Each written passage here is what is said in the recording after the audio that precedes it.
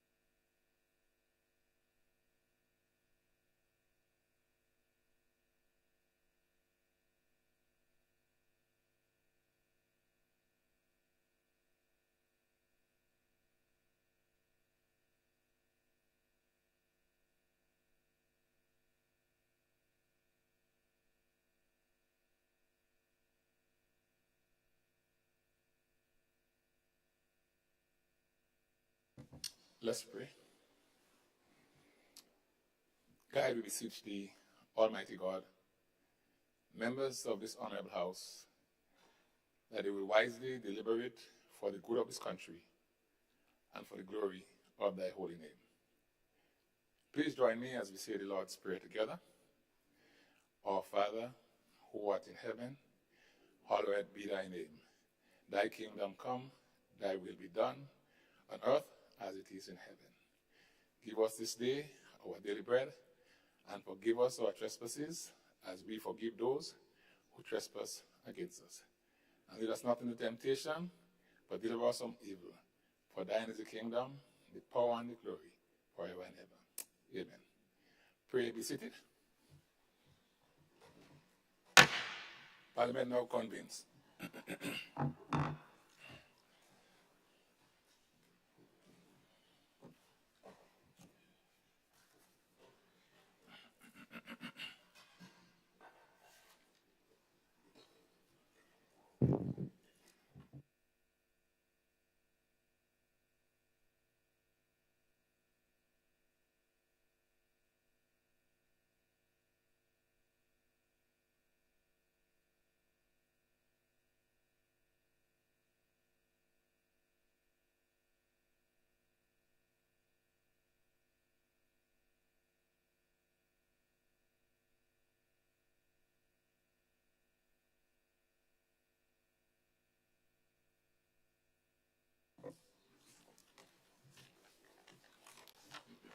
Item 3, oath of allegiance or affirmation of a new member. Item 4, confirmation of minutes.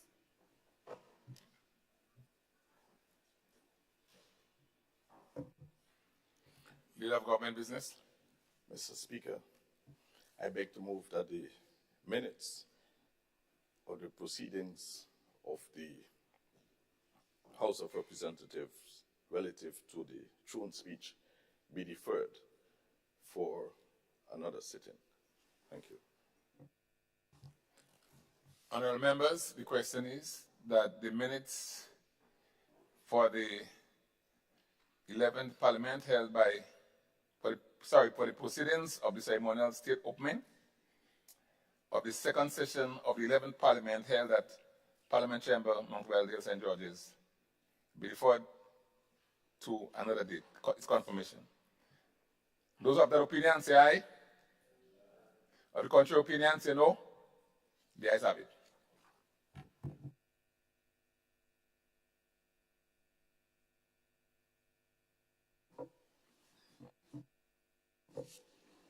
Item 5, messages from the Governor General.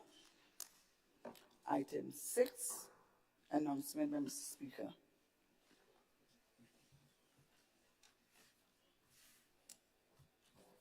Honorable members, I have in my possession information that says Honorable Karen James, Honorable Joseph Andal, Honorable Dennis Cornwall are all overseas on state business and will not be present for today's sitting. I'm also informed that the Honorable Lennox Andrew would arrive here late. I would use this opportunity to express to Honorable Philip Telesford, Parliament sympathy on the passing of your dad. I know he was recently laid to rest. Just wish to convey that on behalf of the Parliament to you and your family, and to let you know that we have you in our prayers. Those are the announcements.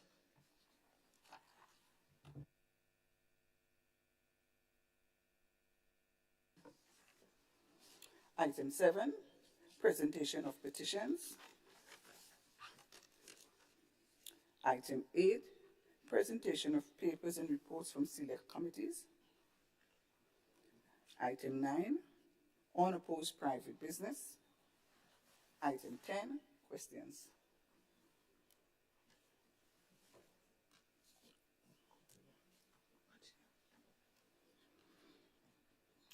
Item 11, urgent questions under the provisions of Standing Order number 21, notice of questions. Item 12, statement by ministers.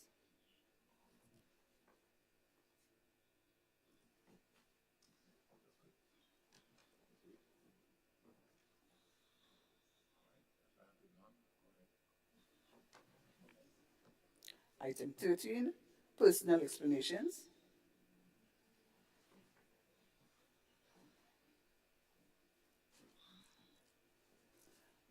Item 14, motions.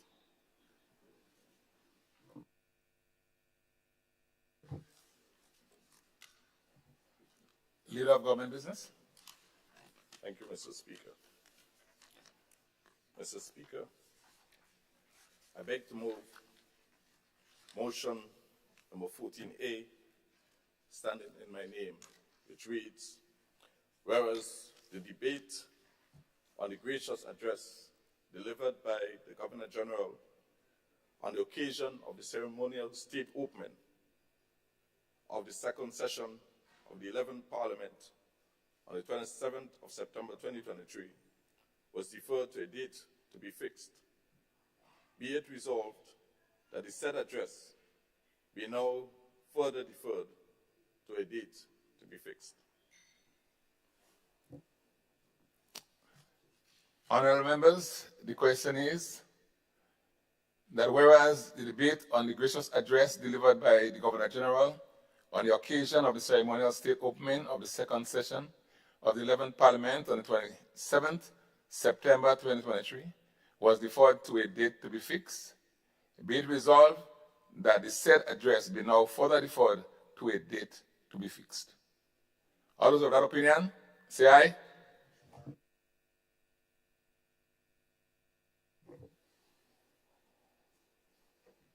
Sorry, Leader of Government Business. Thank you, Mr. Speaker. Mr. Speaker, the address by the Governor General is always a prelude to the next year's appropriation. In this case, it will be for the year 2024 and the accompanying annual budget debate. This debate, Mr. Speaker, will encompass and look into many of the pronouncements made by the Governor General. It is in this context, Mr. Speaker, that we are proposing that we accept the Governor General's gracious speech with the understanding that the content of that speech will be debated in a few months. Therefore, Mr. Speaker, in accordance with the standing orders of the House, Section 27A, I now propose the amendment to that motion, which would read, be it resolved that the said address be now accepted.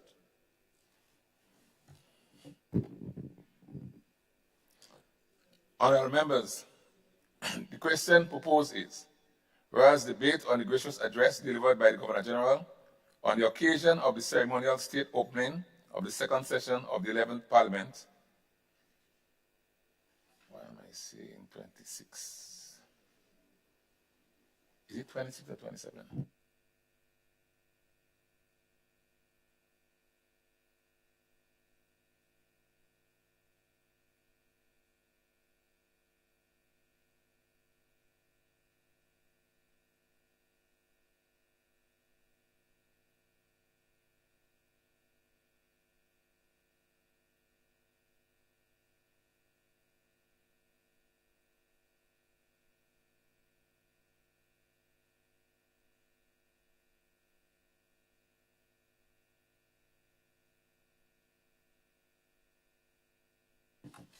Sorry, honorable members, I was confused with the dates. I see the 26th.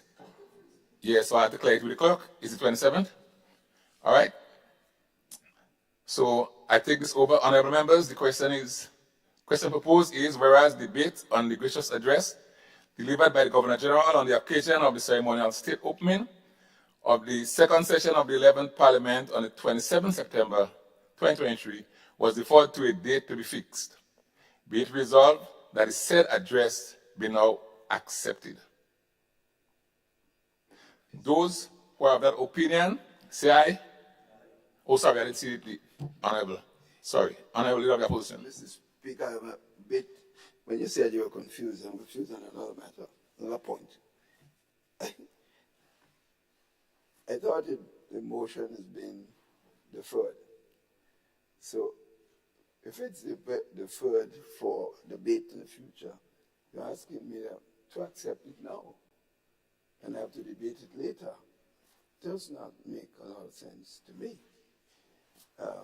We are ready.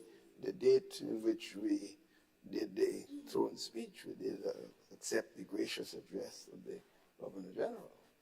And I think to some extent that was done accepting the gracious address, but I don't know why we're moving a motion now to accept it again and then debate it later. I've not seen that before, so I just pointed out for what it's worth.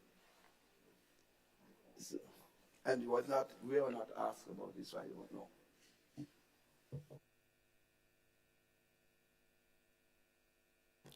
All right, so the question has been put, and I now ask for the vote.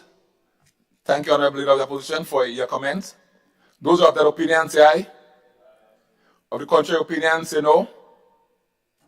The ayes have it. Indeed, the ayes have it. Leader of Government Business. Thank you, Mr. Speaker.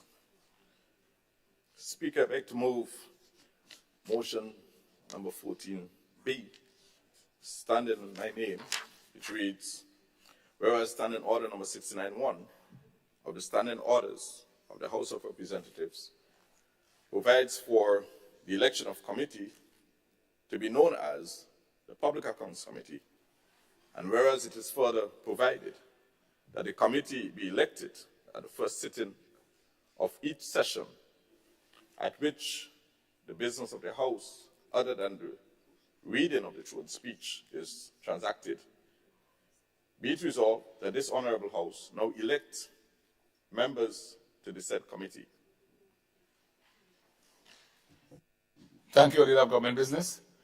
Honorable members, proposed is, whereas standing order number 69, section 1 of the standing orders of the House of Representatives provides for the election of a committee to be known as the Public Accounts Committee, composed of not less than 3 and not more than 5 members. And whereas it is further provided that the committee be elected at the first sitting of each session, at which business of the House other than the reading of the throne speech is transacted, be it resolved that this Honorable House now elects its members to the said committee.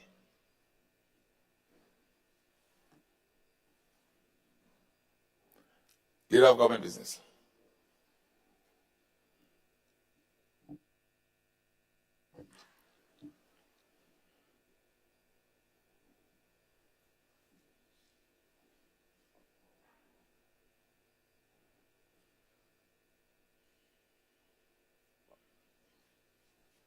Just give me 1 second, Mr. Speaker, because I want to be absolutely certain that I am putting forward the correct names.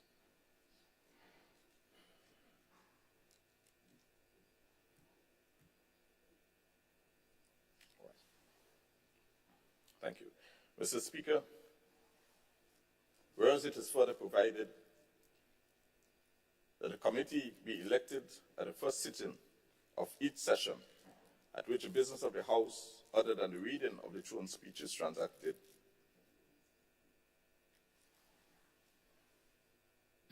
Slow down. Sorry. Mr. Speaker, the standing orders in section 69(3) identifies the leader of the opposition as the chairman of the committee. Mr. Speaker, I would like to nominate the following members of the committee: Honorable Peter David, Honorable Kate Lewis, Senator the Honorable Quince Britton, and Senator the Honorable Salim Rahman. Thank you, Mr. Speaker.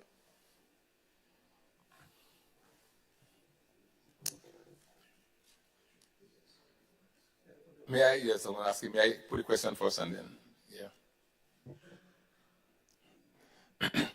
Honorable members, the question is that the Public Accounts Committee be composed of the following members: Chair, Honorable Leader of the Opposition, members, Honorable Peter David, Honorable Kate Lewis, Senator the Honorable Salim Rahman, Senator the Honorable Quince Britton.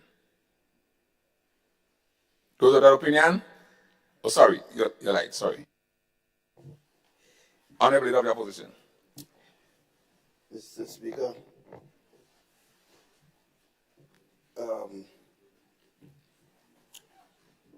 I'm really at loss because I think we have gone through this before.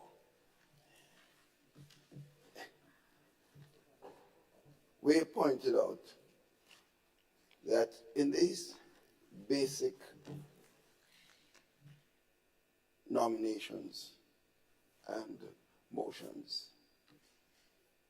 if there would be this basic consultation, then we won't be having any difficulties at all.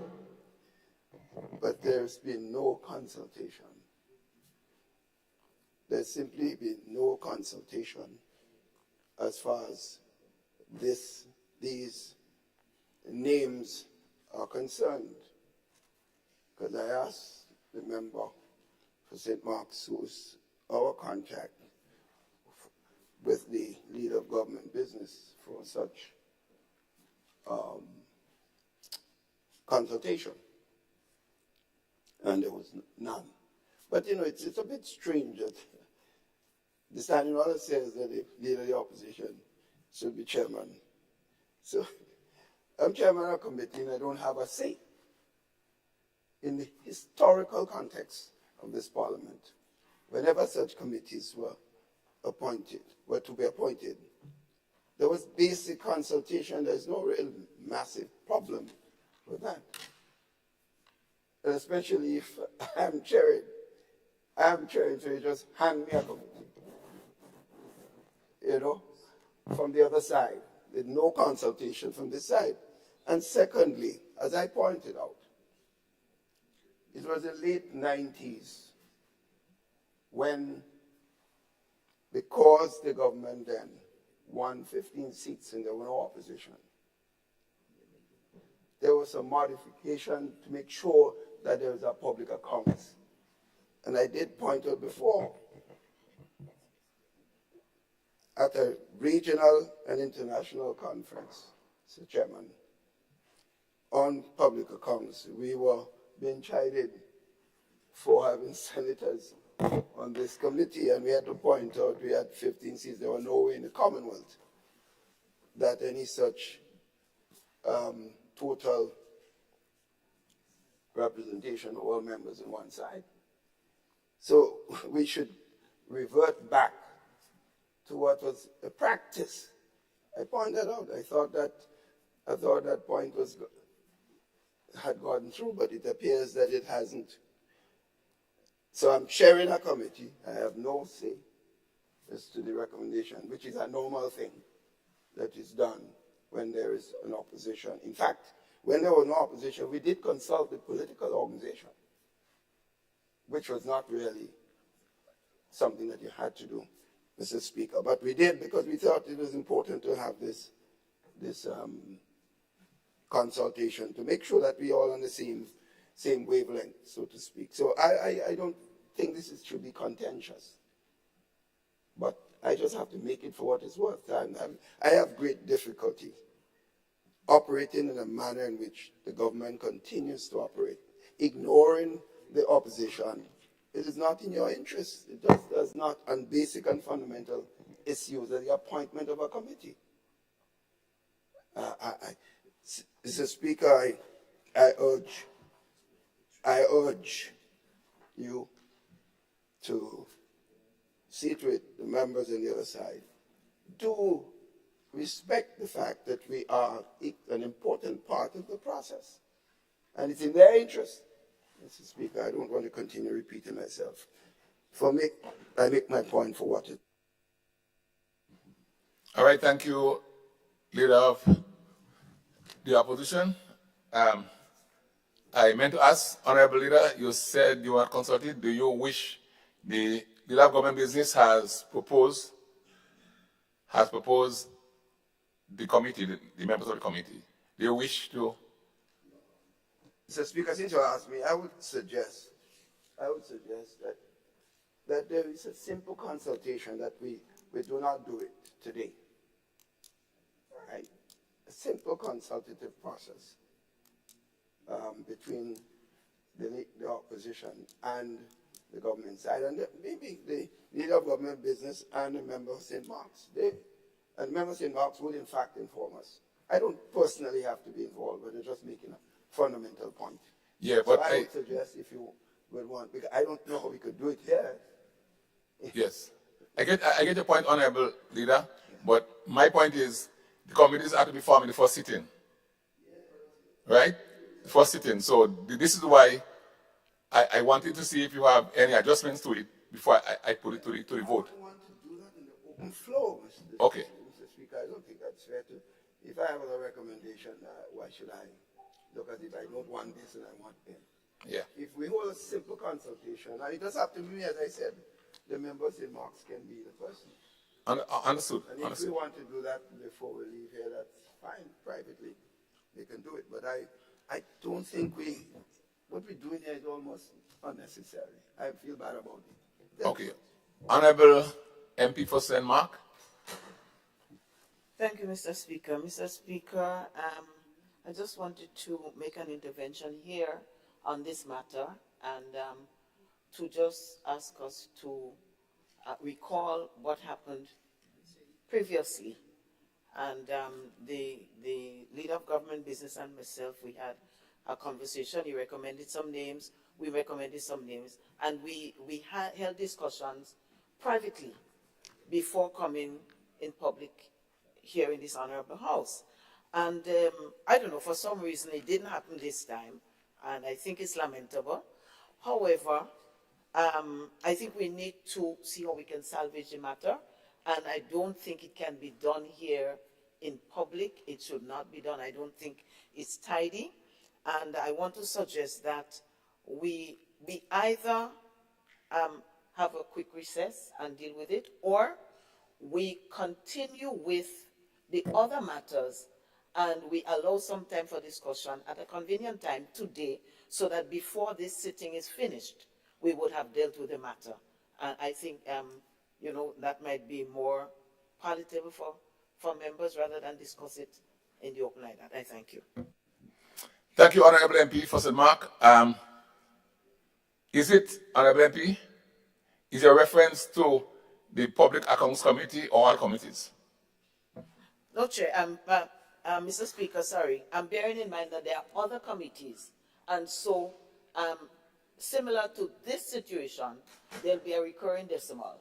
So I think what I suggested would resolve all of it in a private sitting and then to report to this honorable house. Okay.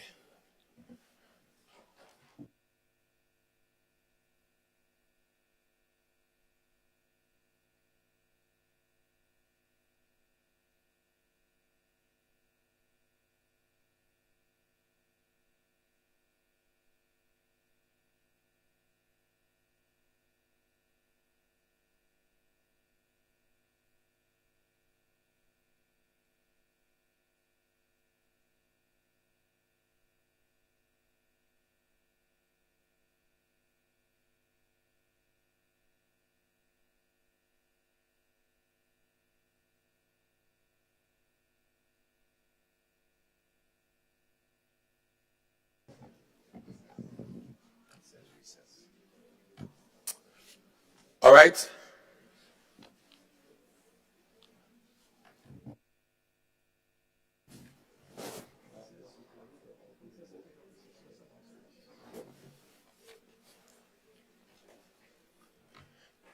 Honorable members, this House is now in recess.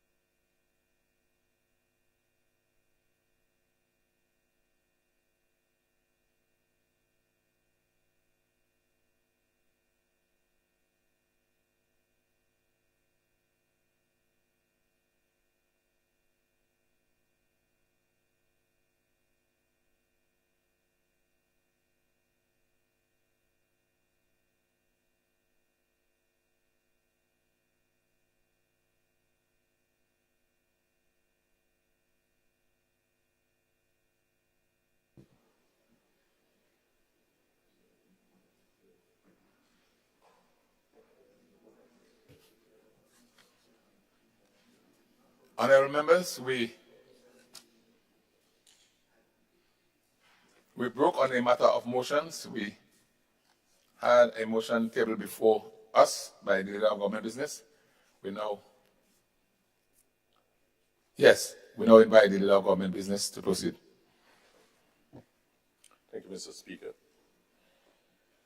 Mr. Speaker, I take it that we will do the resolution all over again from the beginning.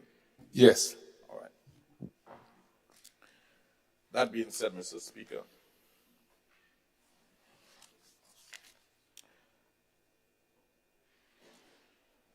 I beg to move motion number 14B, standing in my name, which reads,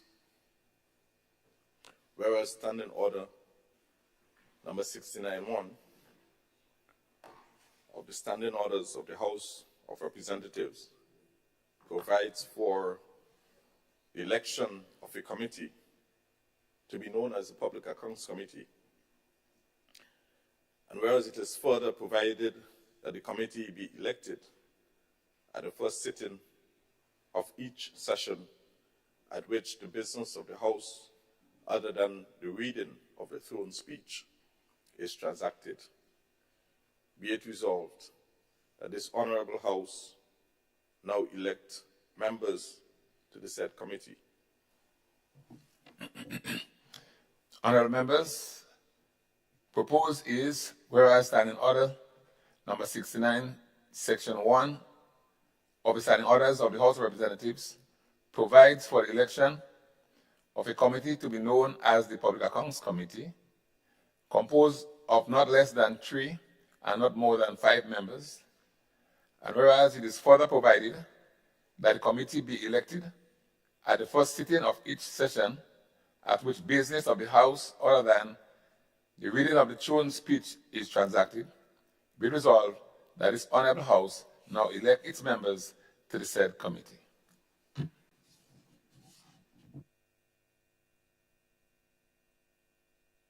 Leader of Government Business. Mr. Speaker, and whereas it is further provided that the committee be elected at the first sitting of each session at which business of the House other than the reading of the throne speech is transacted, be it resolved that this Honorable House now elect its members to the said committee.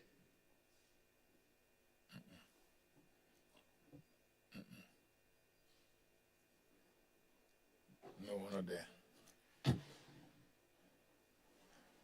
Honorable Leader of Government Business, could you just move down?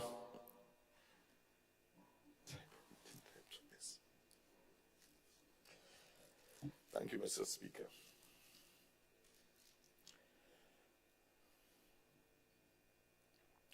Mr. Speaker, the standing orders in section 69(3) identifies the leader of the opposition as chairman of the committee.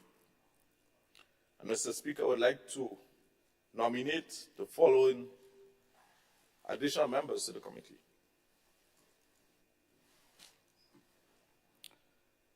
Honorable Dr. Clarice Modest Cowan, Honorable Kate Lewis, Senator the Honorable Roderick Sinclair, and Senator the Honorable Salim Rahman. Might I add, Mr. Speaker, because I do not believe that we are yet settled, if it is proper protocol to add, that these two senators, Mr. Speaker, is added consistent with the standing orders, standing order number 69, subsection 3, Roman numeral 2, in which it states that the chairman of the committee shall be the leader of the opposition in the House, if any, and if willing to serve. The Public Accounts Committee may comprise of a chairman and other members of the House of Representatives and the Senate, as the House of Representatives may determine. Right? And we understand, Mr. Speaker, earlier, subsection 1 of the said Public Accounts Committee states that no member shall be a member of cabinet or a member or a parliamentary secretary. So in this context, Mr. Speaker, it only leaves that the two honorable senators be properly nominated. Thank you. Honorable members, the question is that the Public Accounts Committee be composed of the following members: Honorable Leader of the Opposition as Chair, Honorable Dr. Caris Modest Cohen, Honorable Kate Lewis, Honorable Senator Roderick Sinclair, Honorable Senator Salim Rahman.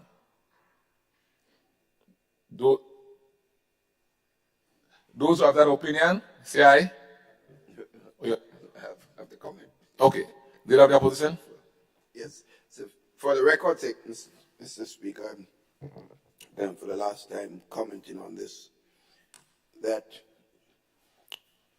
when this standing order was changed, and the government then decided to appoint senators because we had no member who were elected on the opposition side to sit on such a committee, we did make the appointment, and later on the standing orders was changed to give effect, legal effect to what we have done. That's the reason we have the standing orders. So it was not difficult to do the same thing. But I want to make this point. Since you have insisted that senators should be on, I think justifiably so, it has to be two senators that are not appointed by the government. So that, in fact, is the correct approach. My point is we should have gone to the normal practice that they done scores of years and scores of years ago. That's my concern, and I just wanted to go on the record accordingly. All right. Thank you, Leader of the Opposition. I now take the vote. All those of that opinion, say aye. Of the contrary opinion, say no. The ayes have it. Indeed, the ayes have it. Leader of Government Business. Thank you, Mr. Speaker.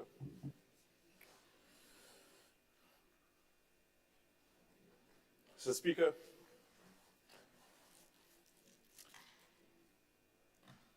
I'm tempted, as a matter of fact, I wish to state that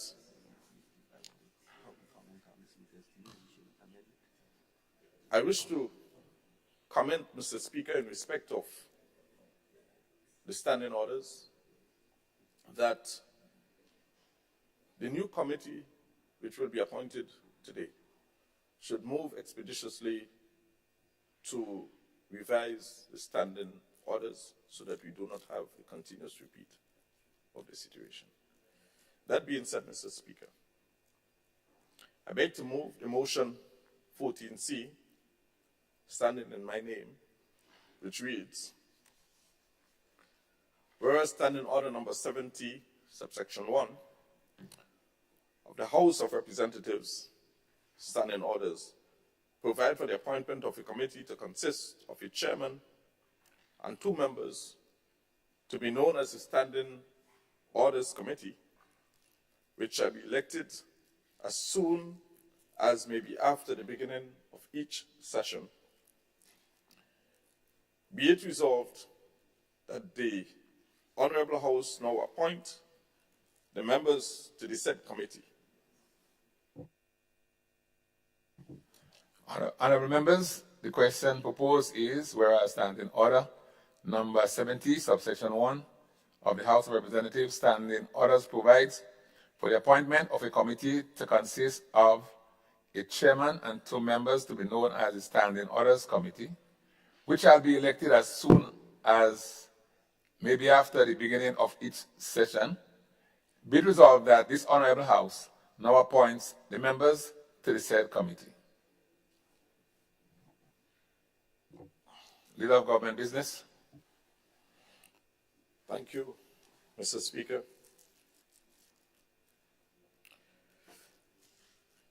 Be it resolved that this Honorable House now appoint the following members to the committee.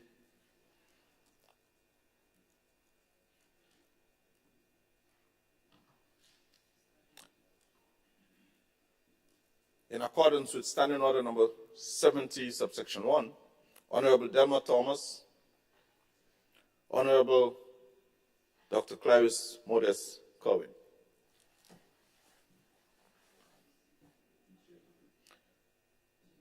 Of course, Mr. Speaker, the Speaker being the chairman of the said committee. Thank you. Honorable members, the question is that the Standing Orders Committee be composed of the following members: the Speaker as Chair, Honorable Delma Thomas, and Honorable Dr. Clarice Modest Cohen. Those who are of that opinion, say aye. Of the contrary opinion, say no. The ayes have it. Indeed, the ayes have it. Leader of Government Business. Mr. Speaker, I beg to move the motion number 14D, standing in my name, it reads, whereas Standing Order number 72 of the House of Representatives, Standing Orders, provide for the appointment of a committee to consist of the Speaker as chairman and 4 members to be known as the House Committee. Be it resolved that this Honorable House now appoints the following members to the said committee. Honorable members, the question proposed is whereas Standing Order number 70, subsection 2 of the House of Representatives Standing Orders provide for the appointment of a committee to consist of the Speaker as chairman and 4 members to be known as the House Committee. Be it resolved that this Honorable House now appoints the 4 members to the said committee. Leader of Government Business. Mr. Speaker, be it resolved that this Honorable House now appoint the 4 members to the committee. They are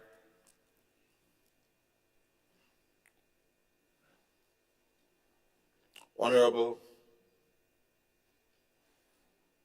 Dr.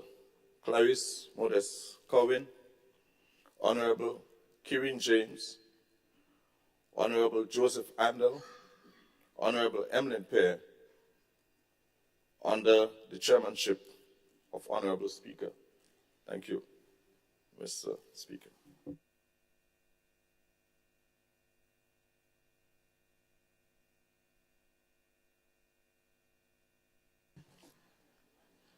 All right, honorable members, the question proposed is that the House Committee be composed of the following members: the Speaker as Chair, Honorable Dr. Clarice Modest Cohen, Honorable Kirin James, Honorable Emlyn Pierre, Honorable Joseph Andel.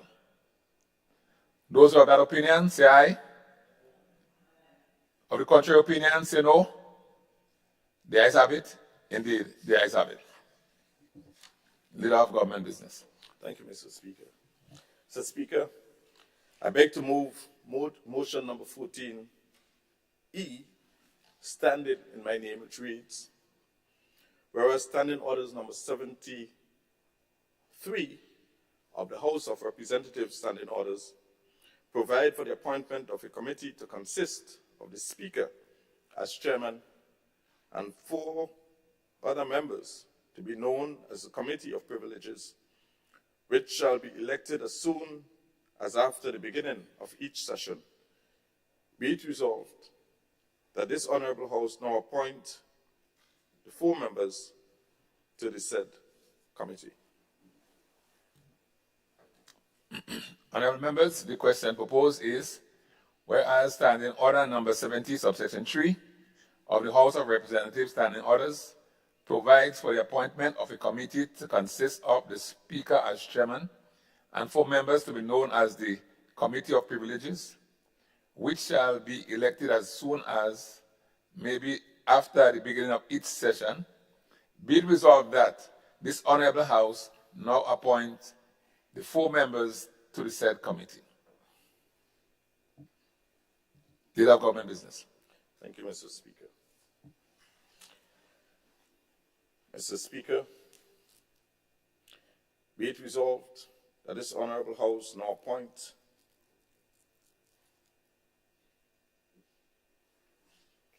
Honorable Andy Williams,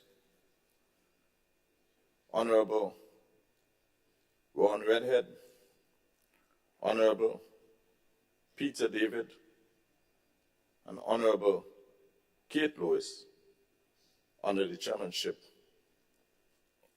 of Honorable Speaker. Thank you.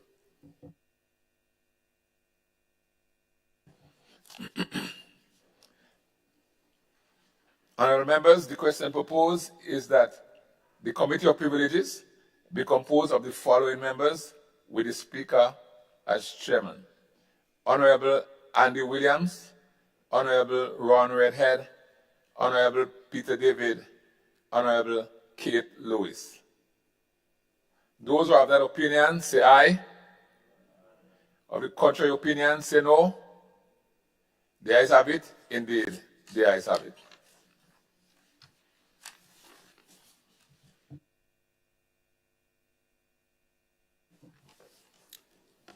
Item 15, bills.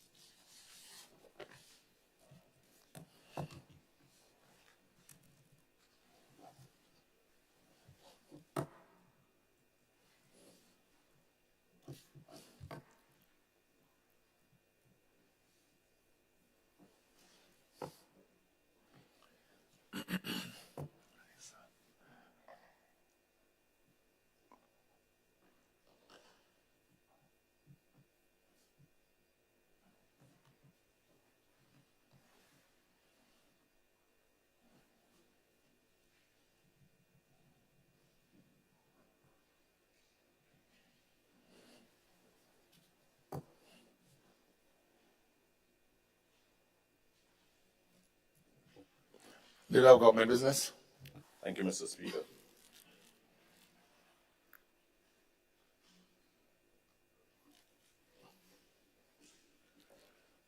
Mr. Speaker, I wish to move the first reading for bill shortly entitled Licenses Amendment Bill 2023.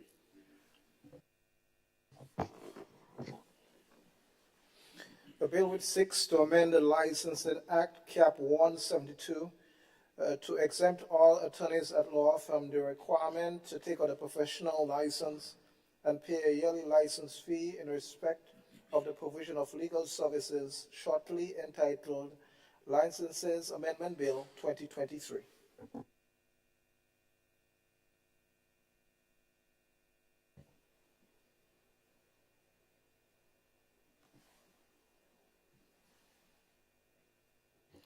Leader of Government Business. Thank you, Mr. Speaker. Mr. Speaker, I beg to move that the standing orders be suspended to take this bill through all of its stages. Thank you.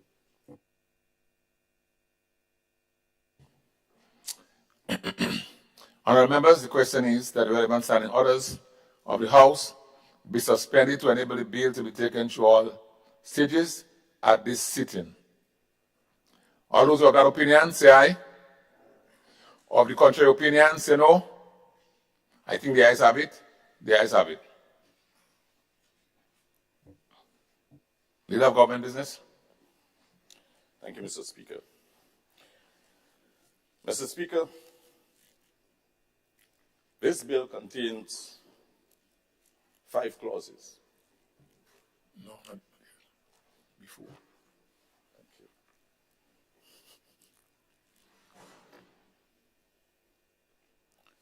Thank you, Mr. Speaker. Mr. Speaker, I beg to move the second reading of this bill. Honourable members, the question is that the bill be read a second time.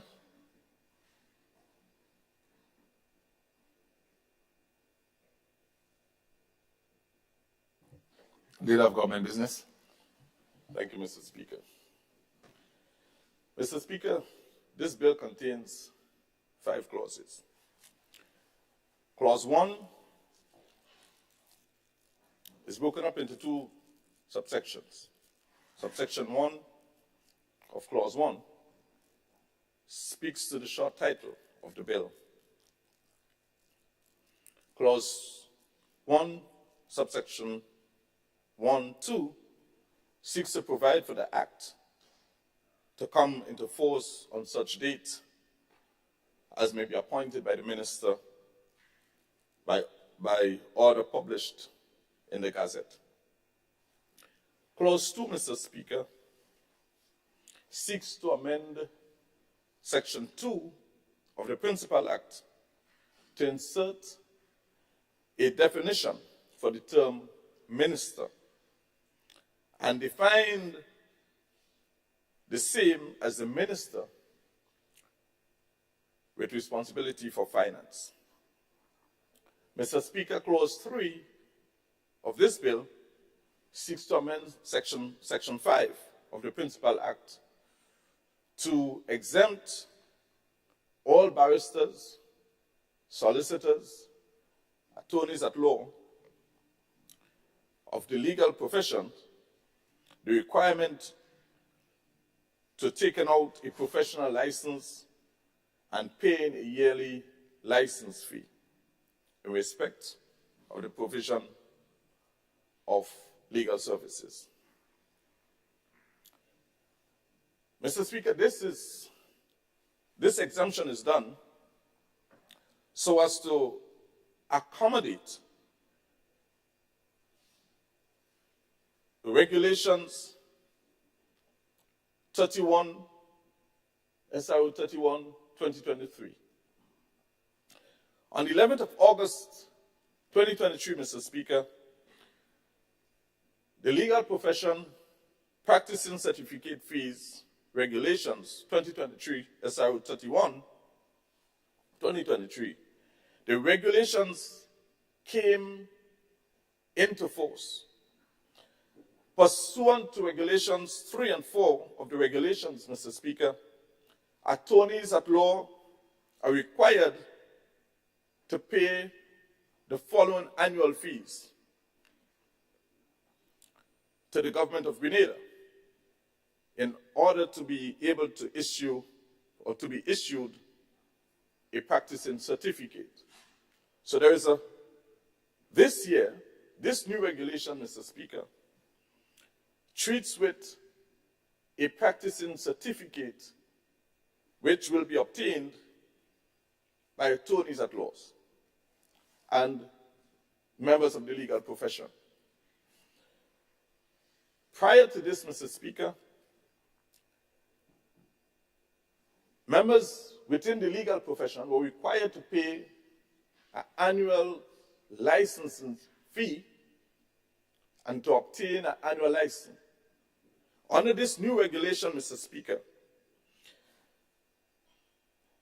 there is a structure, a fee structure that is set in place which takes into account the number of years that one is in practice, and a fee is applied consistent with the number of years that members are in practice.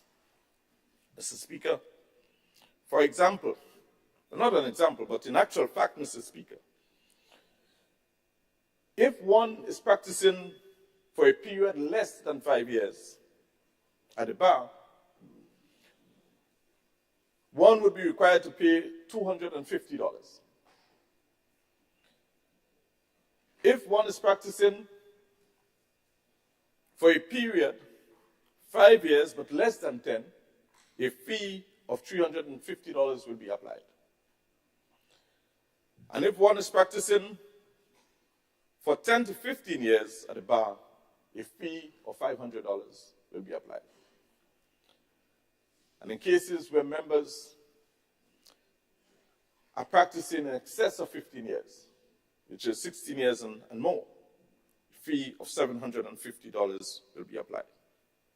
This new fee structure, Mr. Speaker, is much fairer than what was obtained previously. Previously, Mr. Speaker, all members were required to pay a flat fee of $1,000. This now is applied to the number of years in practice at the bar. Mr. Speaker, Part 2 of the first schedule spoke to a number of trades and callings and professions in which professionals are required to pay this annual licensing fee at the government treasury. For example, accountants, $1,000, architects, $1,000, auctioneers, $1,000, auditors, $1,500, blasting, brewers, and so on and so on and so on. So there are a number of, and it is listed in alphabetical order. So what this is doing, Mr. Speaker, this new bill is now exempting members of the legal profession from falling under that particular fee structure, but in essence applying a new fee structure based on the number of years in practice at the bar, which is much more equitable. I move to Clause 4. Clause 4, Mr. Speaker, seeks to amend Part 2 of the first schedule to remove barristers, solicitors, and attorneys from the list of traders, professions, or callings in respect of which this $1,000 fee was applied.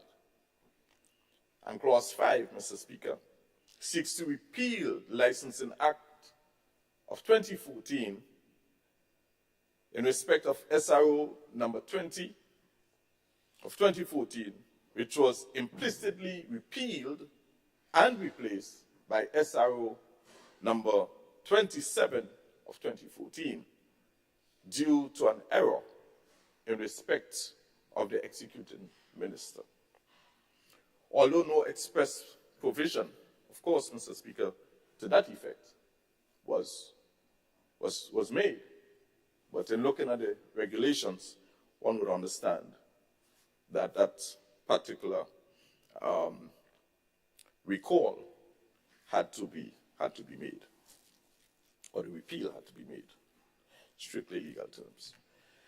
As a requirement to pay 2 sets of annual professional fees is quite onerous on members of the legal profession, the intention of receiving this practicing certificate, Mr. Speaker, is a matter of replacing the outgoing fees and have the legal profession have a practicing certificate, giving them the rights to practice and the accompanying fees that goes along with it. So essentially, Mr. Speaker, this is what the bill consists of, the amendment to these fees, and moving away from the licensing and moving towards obtaining a practicing certificate. Thank you, Mr. Speaker. Thank you, Leader of Government Business.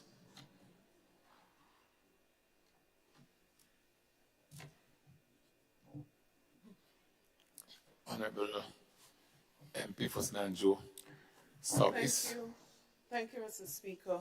So Speaker, I rise. I know it's straightforward and I can see the expression that we shouldn't have further discussion.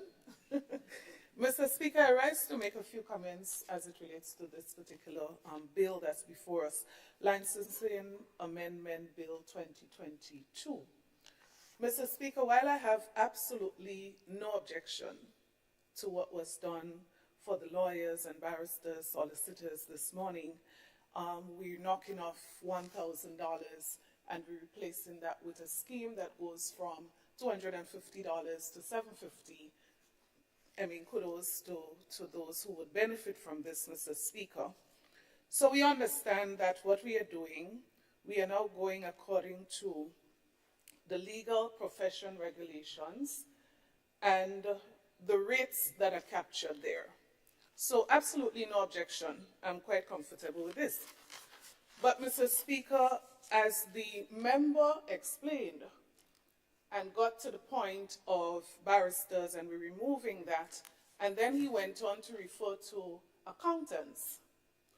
I sat and I was getting a bit comfortable because I thought that he was going to add that some accommodations similarly, because he used the word equitable, he used the word fair, that we are making this amendment. So I thought if we're talking fair, then we're going to be looking across the board. So a young accountant, for example, who's just setting up practice, or a young doctor just setting up practice, means that those two persons, within the first 5 years, will have to pay $1,000. The lawyer who is benefiting here is now going to be paying $250. Mr. Speaker, I'm just saying, let's leave it at $250 for the lawyers. But let us consider a similar, what you refer to as fair and equitable arrangement in terms of a schedule based on years of practice for a young practicing private doctor or a practicing accountant. So that was the first thing, Mr. Speaker. But Mr. Speaker, while we're on this subject, because we do know that some of these people who are getting into practice, they struggle to start. So we've made it fairer, we've made it more equitable for the lawyers. Let us do it for all these other people who are listed there who have to pay the $1,000. And you might say to me, in defense, Mr. Speaker, that lawyers have other fees that they have to pay. That doesn't come to the government, and yes, that is so. And so do other professions as well, Mr. Speaker.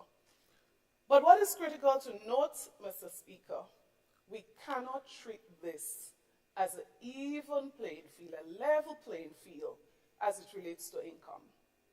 Hence the reason I'm saying fair, equitable, great for the lawyers, but let's take it across the board and reconsider what's happening to the other professions, especially, as I said, for the person who is getting into business within that first 5-year period as they struggle to get out of the red.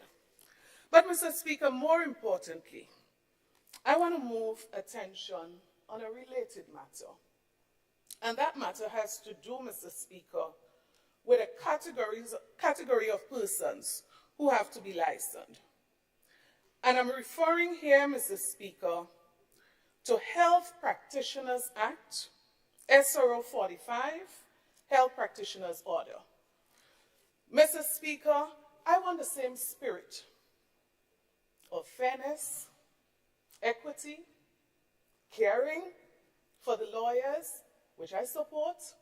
I want that same spirit, Mr. Speaker, to follow as it relates to this category of persons. So, for example, we speak about athletic trainers, personal trainers, barbers, hairdressers, makeup artists, nail technician, pedicurists, beauty therapists, speech and language therapists, tattoo artists. Not so interested in that one personally, Mr. Speaker. But I make the point. Mr. Speaker, these people, come the end of November, will be required to pay for the first time license fee. Mr. Speaker, we are talking about a category of people and not wanting to make any comparison with the lawyers because I've already given my support to this. But we are talking about a category of people, Mr. Speaker, that we know many of them are struggling. You go to Grenville right now, Mr. Speaker, and some of them, I don't have to ask, have not had one client for the day. Mr. Speaker, come the end of November, these people will be required to come up with $705. Let's remember the numbers. $705 that they must pay upfront to get their license. But Mr. Speaker, in addition to that, they will be required to spend over $1,000 more to meet the other requirements to get that license. And Mr. Speaker, these other requirements, for example, they have to get insurance coverage. So Speaker, I'm quite sure, I'm certain. Oh, sorry, I wasn't seeing the light. Honorable Leader of Government Business, Thank you, Mr. Speaker. Mr. Speaker, your rise on. I draw your attention, Mr. Speaker, to Standing Order number 39. All rise. You rise on a point of order. Point of order. And draw your attention to 39. Standing Order number 39. It speaks to the scope of the debate. 39.1. And it reads, Mr. Speaker, debate upon any motion, bill, or amendment shall be relevant to such motion, bill, or amendment, except in the case of a motion for the adjournment of the House. In this context, Mr. Speaker, I believe the member is violating that particular standing order. Thanks. All right, Honorable MP, please proceed. Mr. Speaker, all I'll say to this is even if the member was thinking what I'm saying is irrelevant, he should not have said it publicly. Even if he's thinking that it's irrelevant to make a request on behalf of a category of people who I just said, for the day so far, I am certain that they have not had a client. And the same thing that we are doing here this morning, Mr. Speaker, which is to make things a little fairer, a little better, a little more accommodating, a little more equitable for the lawyers and the barristers and the solicitors. I'm simply saying, Mr. Speaker, while we do that, let us consider also a few other groups of persons. And I'm hoping, Mr. Speaker, well, it's irrelevant, so maybe it would not be considered. But I'm saying, Mr. Speaker, at least what we can do is to consider. I'm not saying that we change it here today, but I'm saying let's go back and reconsider what is before us as it relates to SRNO 44, I believe it is. But, Mr. Speaker, what is relevant also is that these persons have to do this by the end of November. And what is the penalty? What are they facing? The persons who, until this hour, may not have had a client for the day? What they are facing, Mr. Speaker, is a maximum of 3 years imprisonment.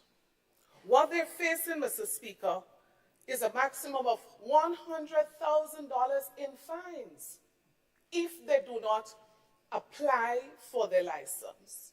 So, Mr. Speaker, I make the point and reiterate the point that it's extremely relevant that persons in other categories be considered as we are on this move to make fairer and more equitable, as was stated by the member, the fees for licensing categories of workers or categories of businesses, categories of business persons, particularly professions, particularly, as we said, the lawyer.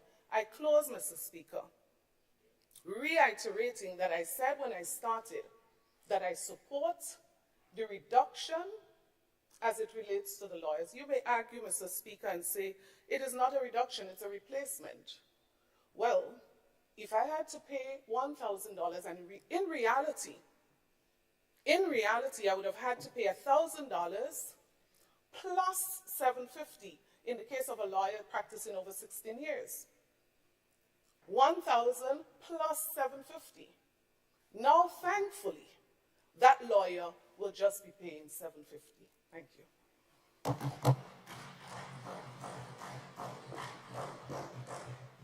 Thank you, Honorable MP. Honorable MP for Carriacou and Peter Martinique. Thank you, Mr. Speaker. I rise today to support the bill proposed, the License Amendment Bill 2023. I heard my colleague on the other side, Mr. Speaker, making a lot of assertions, but I just want to remind the Honourable House, Mr. Speaker, that this bill that is being presented here today is to address an anomaly, that has arisen as a result of a number of things. One of it, Mr. Speaker, having to do with double fees that the legal professionals have to pay. Now, it is unreasonable that legal professionals are currently obligated to pay 2 sets of annual fees under the License Act and the Legal Profession Act. And just to practice, is unfair. And I'm sure that my good friend, through you, Mr. Speaker, the Honourable Peter David, will agree with me on this one. It's unfair. As a result of that, we are taking this action to amend the Licensing Act, Mr. Speaker, which, of course, will bring some relief. Now, if we want to change the fees, I believe that the fees under the Licensing Act, that's a decision for Parliament to make.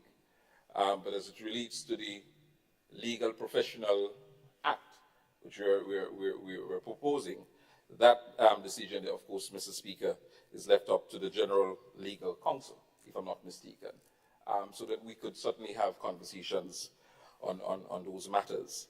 But I support the amendments, Mr. Speaker, and I believe that it will bring some relief to the legal professionals.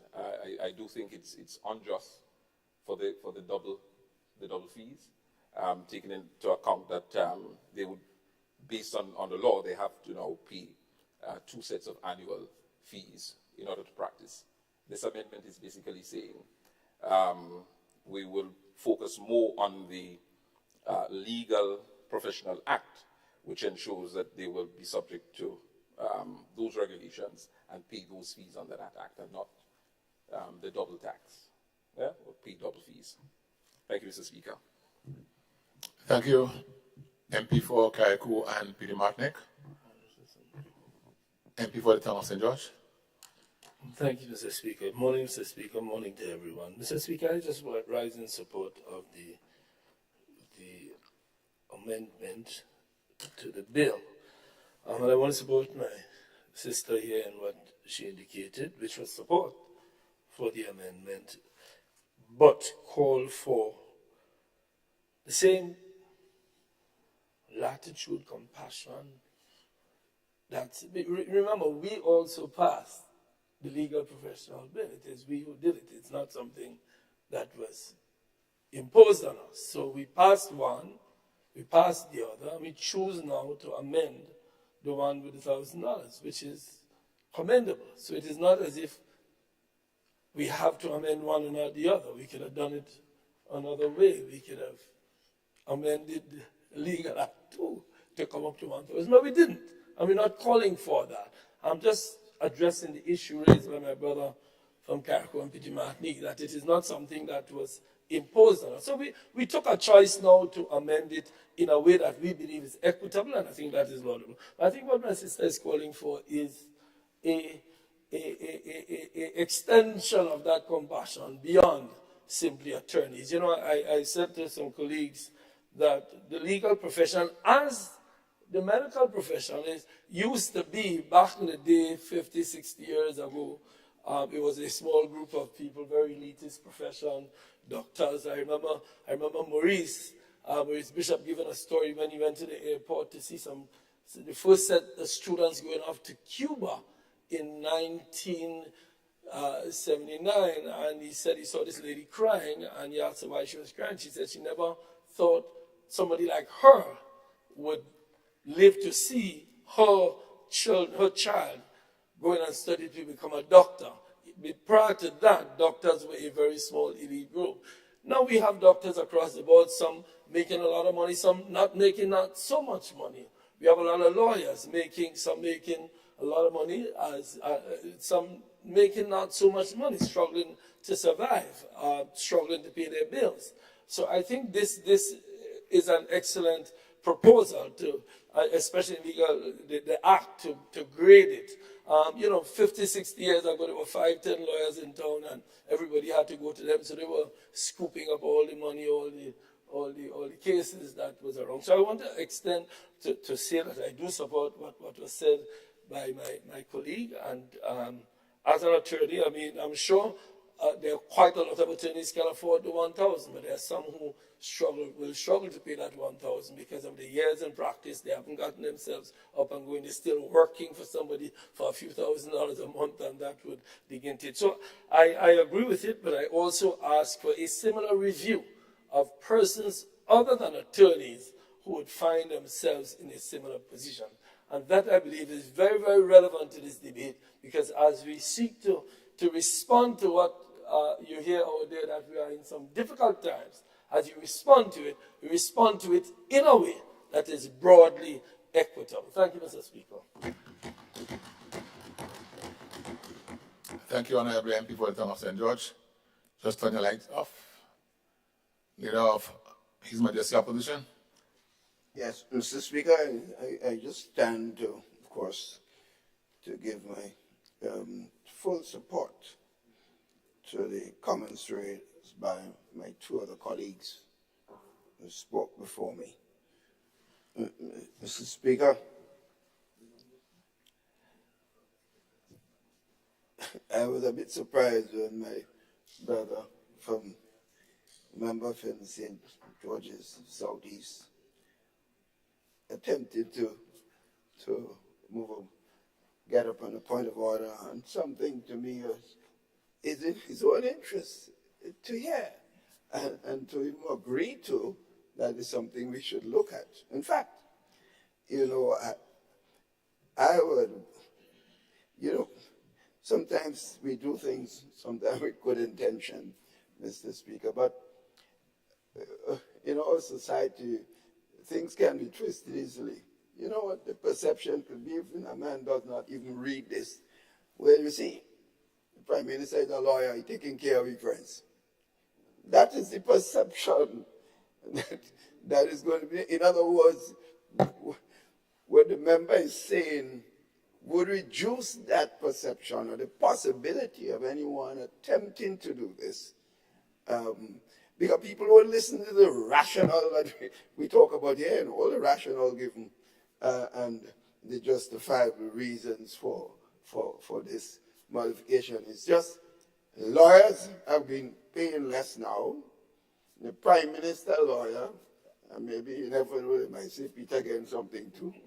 You never know. So I'm saying it is a good suggestion to examine other areas of license that may be something that you can look at to adjust in the future. I would have hoped it would be nice if it came here with additional areas of licenses. I think it would be more appropriate and so on. But the other point I want to make, sometimes we have fees. We go to Parliament, we pass. The question is, are people paying? Are they paying? In other words, you may reduce or you may increase, but if you are paying, then I don't know that the emphasis should be on just adjustment. It also should be on ensuring that people pay what they're supposed to pay, because that's an area of serious consideration. I know that having been Minister of Finance for several years, I know a lot of times you hear people talking about government and doing this, But when a basic thing of meeting a little bit of your responsibility, they don't do it. I'm not suggesting that lawyers in general do it, because I have not seen the numbers. So I can't say that lawyers are not meeting that responsibility. But I suggested an area you should, to the Minister of Finance, who's not here, to examine that aspect. So supporting the members for their comments on it's all right to do what we're doing with respect to the legal situation, but examining other areas would be, to me, very important. And I think that's the suggestion. So I suggest to my friend, I think she should be your partner today, not the other way, not the other way around. Thank you, Mr. Speaker. Thank you, Leader of His Majesty Opposition. Is it the Prime Minister's light? Yes, thank you, Mr. Speaker. Mr. Speaker, I rise to support the bill, and I also take in good stead the comments made by our distinguished colleagues on the other side, and particular comment of the Leader of His Majesty's Opposition, because I think one of the key things that is perhaps not being made clear here is that the effect of the requirement for a practicing certificate and the payment of the fee, together with other conditions, is that if an attorney at law does not pay the fee and does not have proof, for example, that he's paid his professional indemnity insurance, he will not be issued with a practicing certificate, and he or she will not be able to practice. So it is actually giving teeth to make sure that the collections and the payment of the sum happens. The current licensing act, unfortunately, actually does not have any teeth, because you'll see there's a whole host of professions that are listed there, and to a large extent, if people don't pay, they just continue practicing. In fact, if you go and you look at the Healthcare Professions Act currently, when it speaks to registration as a doctor, etc., there's no fee associated with that. There's a requirement for doctors, for example, to have medical professional insurance. Many doctors here don't have it. They don't buy it and they practice. In the current construct, there's also a requirement for lawyers to have professional indemnity insurance. Many of them don't have it and they still practice. So the intent of having the practicing certificate take effect, Mr. Speaker, is to ensure that, in fact, the legal profession is actually regulated more strictly by ensuring that attorneys at law comply with their obligations under the law to make sure that they meet the requirements for practicing. It just so happened that by having the practicing certificate fees and the licensing fees, you have a situation where you had two sets of fees, and obviously the request was to have one set of fees. Now, as to the recommendation for the fees and the tiered structure, that would have come from the council. And that, in fact, did not come from the government. And so I am, in a sense, agnostic as to whether or not the fee should have remained the same under the Licensing Act or whether it should have affected. My friend may say I am agnostic now because I'm in this room. You know, but the idea really, Mr. Speaker, is to ensure that there is, in fact, compliance. And as to the general comments, maybe it might be an opportunity for us to review all professions that provide critical services to the public. For example, accountants. I don't know that there's any legislation governing accountants. Real estate agents and brokers. Everybody's a real estate agent these days. Everybody selling land or brokering land for commission, and it's unregulated. I know the Grenada real estate grouping has been seeking to get legislation passed to regulate that sector as well. So I certainly think the comments are made in good intent, and it is something that I think we can have wider discussions on and consultations on as to how we get more of the professions and the professionals who provide service to the public to be regulated and accountable. I mean, we can talk about the construction industry, for example. I mean, anybody could walk in and say they're a plumber, electrician, you know, a carpenter, and take people's money. House collapses, you know, outside of going to court. There's literally no regulation. So there is certainly a need for us to address that. And of course, to make sure that the fees are reasonable, because you don't want to discourage people from practicing their trade. So I certainly support the bill, and I think we can take the comments made in good stead. Thank you. Thank you, Honorable Prime Minister. All right, the I think the debate has, in my view, concluded. Honorable members, the question is that the bill be read a second time.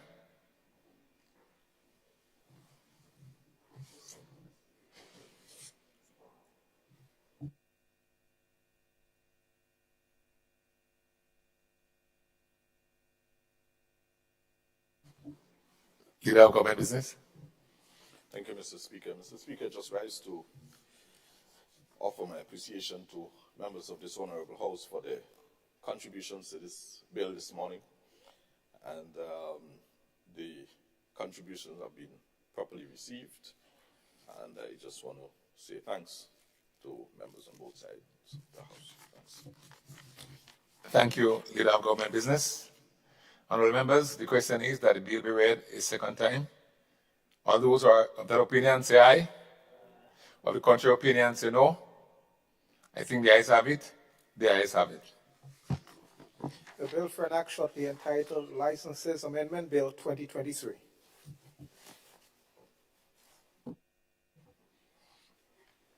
Leader of Government Business. Mr. Speaker, I beg to move that the House resolves itself into a committee of the whole House to consider this bill clause by clause. Honorable members, the question is that this honorable House resolved itself into a committee of the whole House to consider the bill clause by clause. All those who have that opinion say aye. Of the contrary opinion say no. I think the ayes have it. The ayes have it.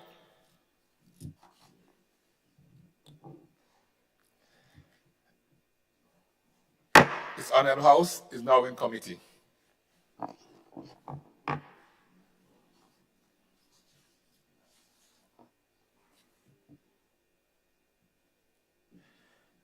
Clause 2, amendment of Section 2 of the Principal Act. Honorable members, the question is that Honorable members, the question is that Clause 2, amendment to the Principal Act, forms part of the bill. All those with that opinion say aye. Of the contrary opinion say no. The ayes have it. Indeed, the ayes have it. Clause 3, amendment of Section 5 of the Principal Act. Honorable members, the question is that Clause 3, amendment of Section 5 of the Principal Act, forms part of the bill. All those who have that opinion say aye. Of the contrary opinion say no. The ayes have it. Indeed, the ayes have it. Clause 4, amendment of the first schedule to the Principal Act. Honorable members, the question is that Clause 4, amendment of the first schedule to the Principal Act, forms part of the bill. Those of that opinion say aye. Of the contrary opinion say no. The ayes have it. Indeed, the ayes have it. Clause 5, repeal of Licenses Act order. Honorable members, the question is that Clause 5, repeal of Licenses Act order, forms part of the bill. Those of that opinion say aye. Of the contrary opinion say no. The ayes have it. Indeed, the ayes have it. Clause 1, short title and commencement. Honorable members, the question is that Clause 1, short title and commencement, form part of the bill. Those who have that opinion say aye. Of the contrary opinion say no.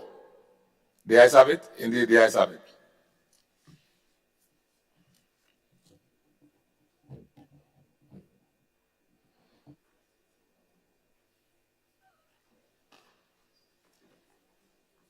Leader of Government Business. Thank you, Mr. Chairman. Mr. Chairman, I beg to move that the House resumes and that the Chairman's report be accepted. That the Chairman reports progress on the bill. Thank you.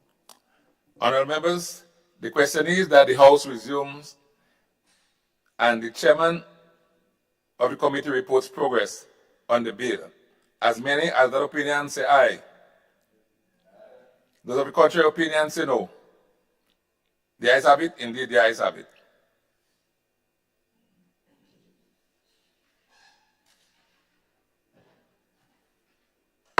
This honorable House now resumes.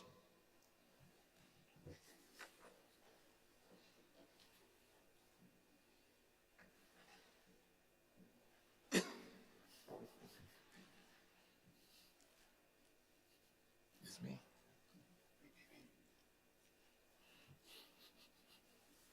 Honorable members, I have to report that the bill was considered by a committee of the whole House and passed without amendment.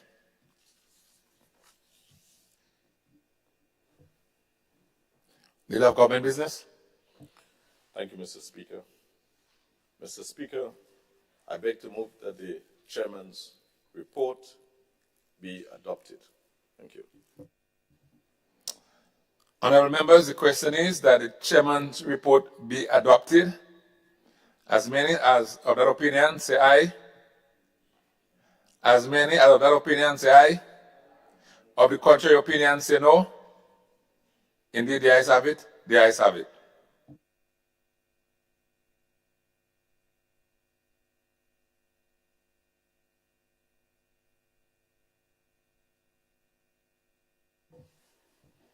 Leader of Government Business. Thank you, Mr. Speaker. Mr. Speaker, I beg to move the third reading of the bill. Honorable members, the question is that the bill be read a third time. Honorable members, the question is that the bill be read a third time and pass. As many as of that opinion say aye. Of the contrary opinion say no. The ayes have it. Indeed, the ayes have it. A bill for an act shortly entitled Licenses Amendment Bill 2023.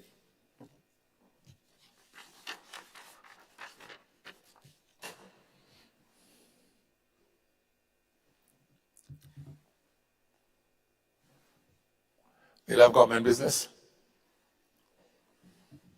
Mr. Speaker, I beg to introduce for its first reading a bill for an act shortly entitled Fiscal Resilience Bill 2023.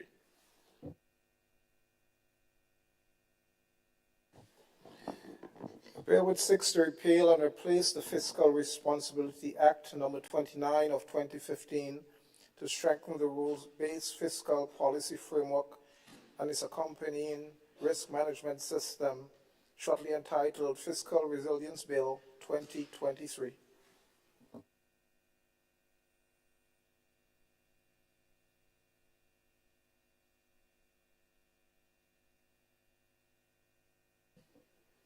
Leader of Government Business.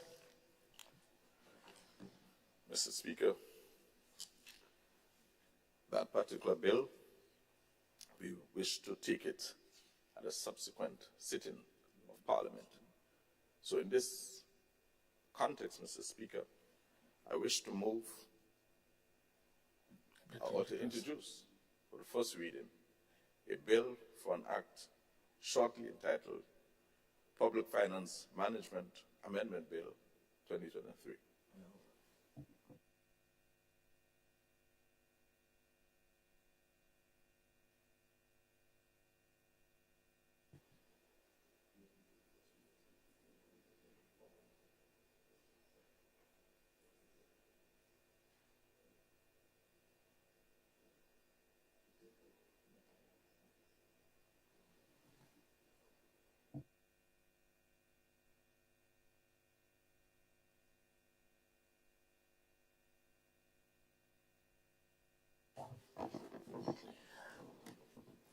A bill which seeks to amend the Public Finance Management Act number 17 of 2015, shortly entitled Public Finance Management Amendment Bill 2023.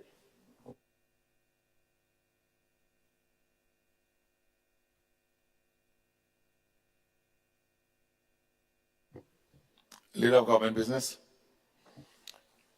Mr. Speaker, I beg to move the second reading of the bill.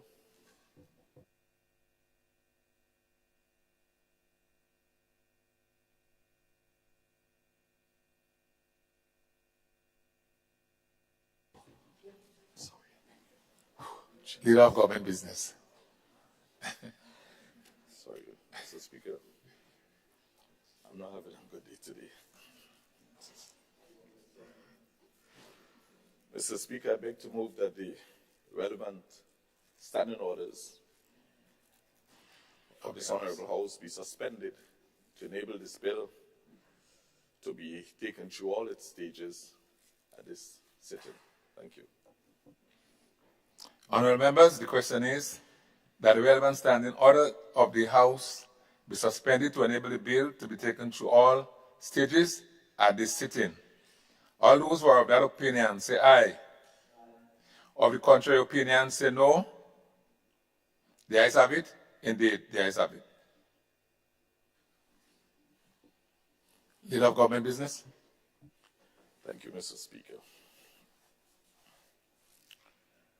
Mr. Speaker, I beg to move the second reading of this bill. Honorable members, the question is that the bill be read a second time.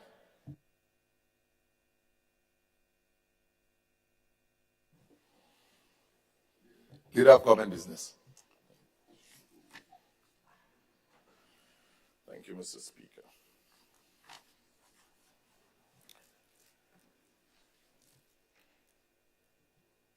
Mr. Speaker, the Public Finance Management Amendment Bill 2023 seeks to amend the Public Finance Management Act number 17 of 2015, which is a principal act, and sets out three main objectives.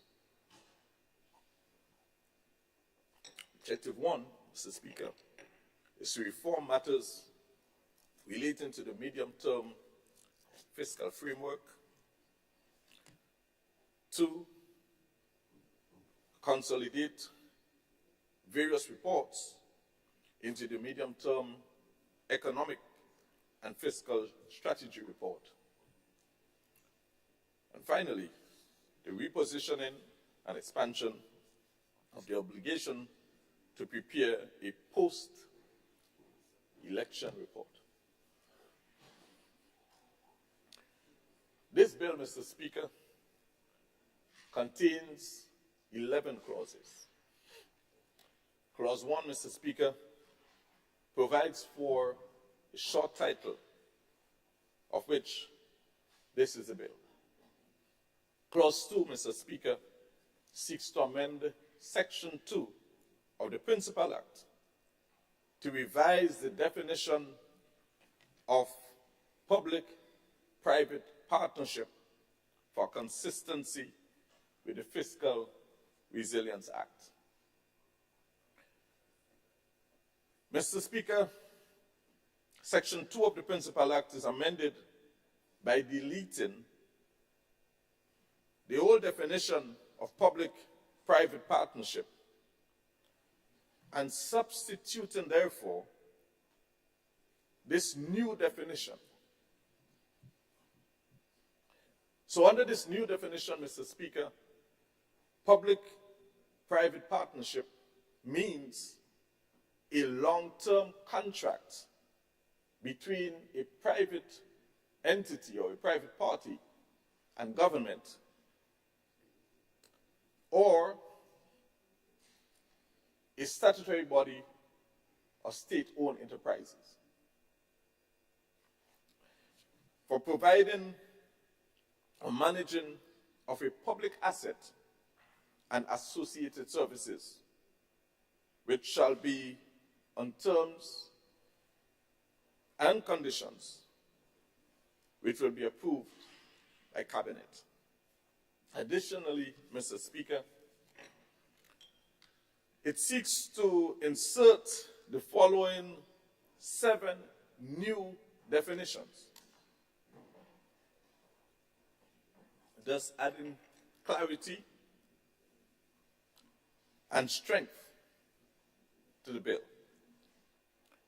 1, contingent liabilities. 2, explicit contingent liabilities. 3, Fiscal Resilience Act. 4, Fiscal Resilience Oversight Committee. 5, Medium-Term Economic and Fiscal Strategy Report. 6, Medium-Term Fiscal Framework. And 7, Public Debt.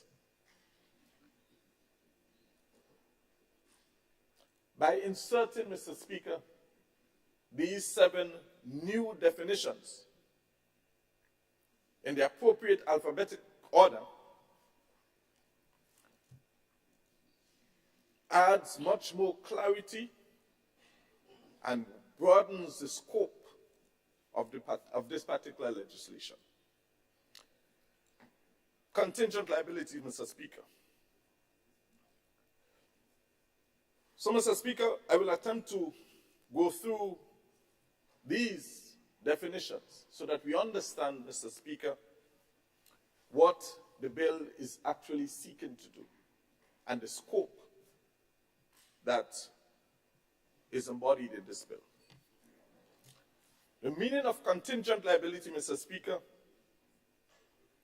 speaks to financial obligations which arise by the occurrence or non-occurrence of one or more uncertain future events, not wholly within the control of central government, and includes the following: debt guarantees, demand or price guarantees, and termination clauses or other default provisions that could imply a transfer of liabilities to central government, including financial obligations arising as a result of or in connection with public-private partnership. But it excludes letters of comfort. So, Mr. Speaker, this new definition broadens the scope of liabilities under government's control, because it speaks to uncertain future events, it speaks to events that occur as well as those that did not occur, speaks to guarantees, speaks to termination clauses as per contracts. Next definition, Mr. Speaker, we refer now to explicit contingent liabilities. Explicit contingent liabilities means those legal obligations for central government which require central government to make payment only if a particular event occurs. That's an explicit contingent liability. The next definition, Mr. Speaker, is the Fiscal Resilience Act, which is basically the Fiscal Resilience Act of 2023. That particular act, Mr. Speaker, we will take at the next sitting. We spoke about it just a moment ago. Most of these terms, as a matter of fact, Mr. Speaker, these bills are all interlocking and interrelated. And it speaks to stronger, better governance and greater financial prudence. Fourthly, Mr. Speaker, Fiscal Resilience Oversight Committee. It means the Fiscal Resilience Oversight Committee, which is preserved, continued, and renamed under Section 12(1) of the Fiscal Resilience Act. The Medium-Term Economic and Fiscal Strategy Report means the Medium-Term Economic and Fiscal Strategy Report prepared in accordance with Section 12A of the Act. 6, Mr. Speaker, Medium-Term Fiscal Framework. It means the Medium-Term Fiscal Framework prepared in accordance with Section 12. And public debt. Mr. Speaker, public debt includes all direct liabilities of central government, statutory bodies, and state-owned enterprises, including advances, arrears, compensation claims, finance leases, government securities, loans, overdrafts, promissory notes, suppliers' credit guarantees, and contingent liabilities, including explicit contingent liabilities as earlier defined, arising as a result of or in connection with any public-private partnership. So, Mr. Speaker, this new definition for public debt is consistent with the definitions in the Fiscal Resilience Bill, as well as the Public Debt Management Bill of 2023.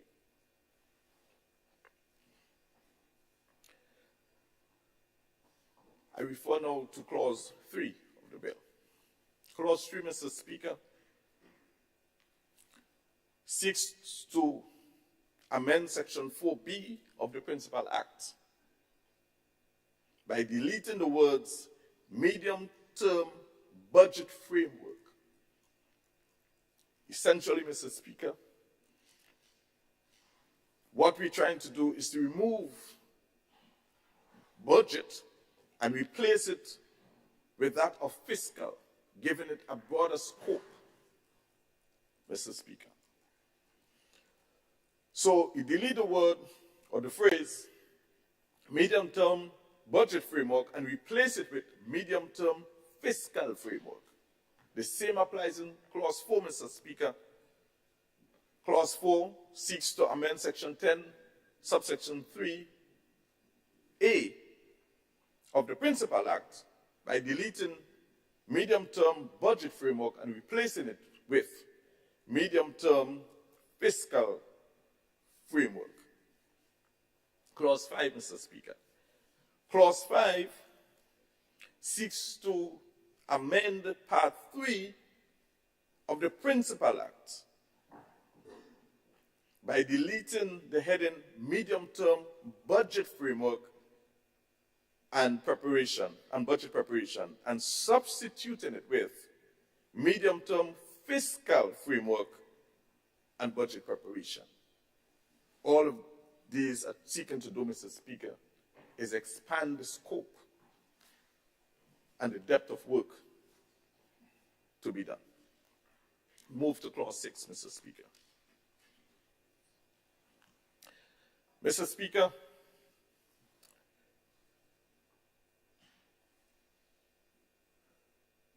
in Clause 6 seeks to repeal and substitute Section 12 of the Principal Act with a completely new Section 12. But in essence, retaining all of the text that is there, but adding about 4 or so new subsections under Section 12. Again, with the intention of broadening the scope and the responsibility upon government, with the intention of underscoring fiscal prudence. I would focus, therefore, only on the new additions that is included in this particular section, Section 12. So Section 12, Mr. Speaker, just for us to understand, we're talking about Clause 6, Mr. Speaker, speaks to repeal and substitute Section 12 of the Principal Act for this new Section 12. And here are the new additions under that. So we keep on to subsection 3. So Section 12(3). Without prejudice to the generality of subsection 1, the medium-term fiscal framework shall contain the government fiscal policy objective over the medium term, a statement showing the progress made towards compliance with the fiscal rules and targets under the Fiscal Resilience Act and the strategies and priorities for achieving its fiscal objectives, setting out the medium-term macroeconomic forecast for the following. So, Mr. Speaker, this subsection seeks to implement additional responsibilities on central government by showing the progress made towards compliance with the fiscal rules. So there is now, Mr. Speaker, a requirement to show compliance to the fiscal rules, whether we achieved our targets or missed our targets, or whether we are in compliance altogether.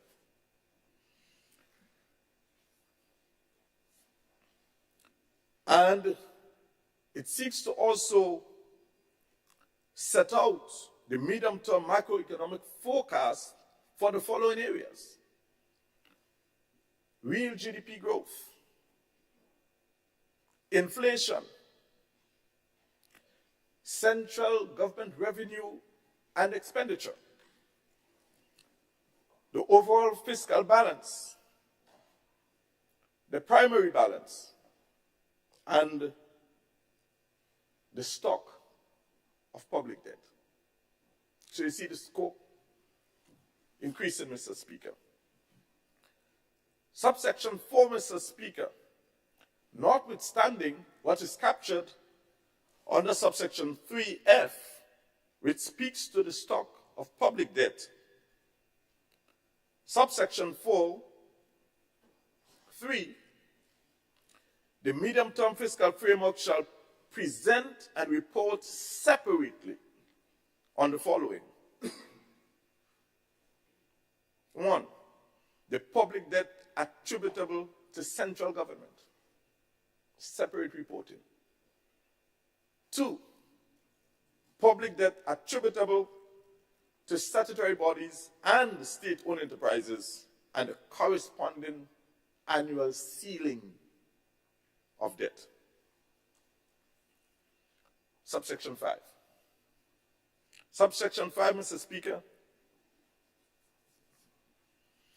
prior to the finalization of the medium-term fiscal framework and no later than 6 months before the commencement of the new fiscal year, the minister shall cause a draft of medium-term fiscal framework to be submitted to the Fiscal Resilience Oversight Committee for review. What is it doing? Putting timelines. It is now saying we must increase or improve on our fiscal discipline and our reporting discipline. Subsection 6. Within 2 weeks, Mr. Speaker, of receipt of the draft of the medium-term fiscal framework submitted in accordance with subsection 5, the Fiscal Resilience Oversight Committee, FROC, shall prepare and submit to the Permanent Secretary a written assessment of the draft. FROC must now, within 2 weeks, supply a written assessment of the draft fiscal framework. 2, to the Permanent Secretary. 7, Mr. Speaker, subsection 7. No later than 5 months before the commencement of the new fiscal year, the minister shall submit the medium-term fiscal framework to Cabinet for approval. See what this is doing, Mr. Speaker? This particular clause 6 is seeking to improve on the discipline in reporting, is seeking to broaden the scope of reporting. And I'll leave it at that. So it has broadened, there is a broadening of the responsibility under clause 6. 7. Clause 7, Mr. Speaker.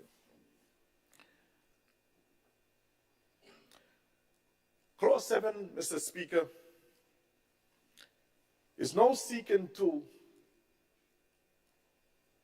create a new section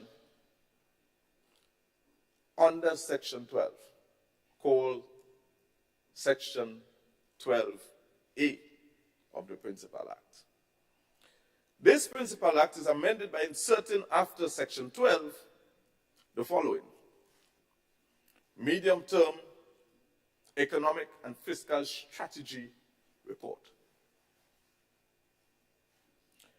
12A1 reads that the minister shall cause to be prepared a medium-term economic and fiscal strategy report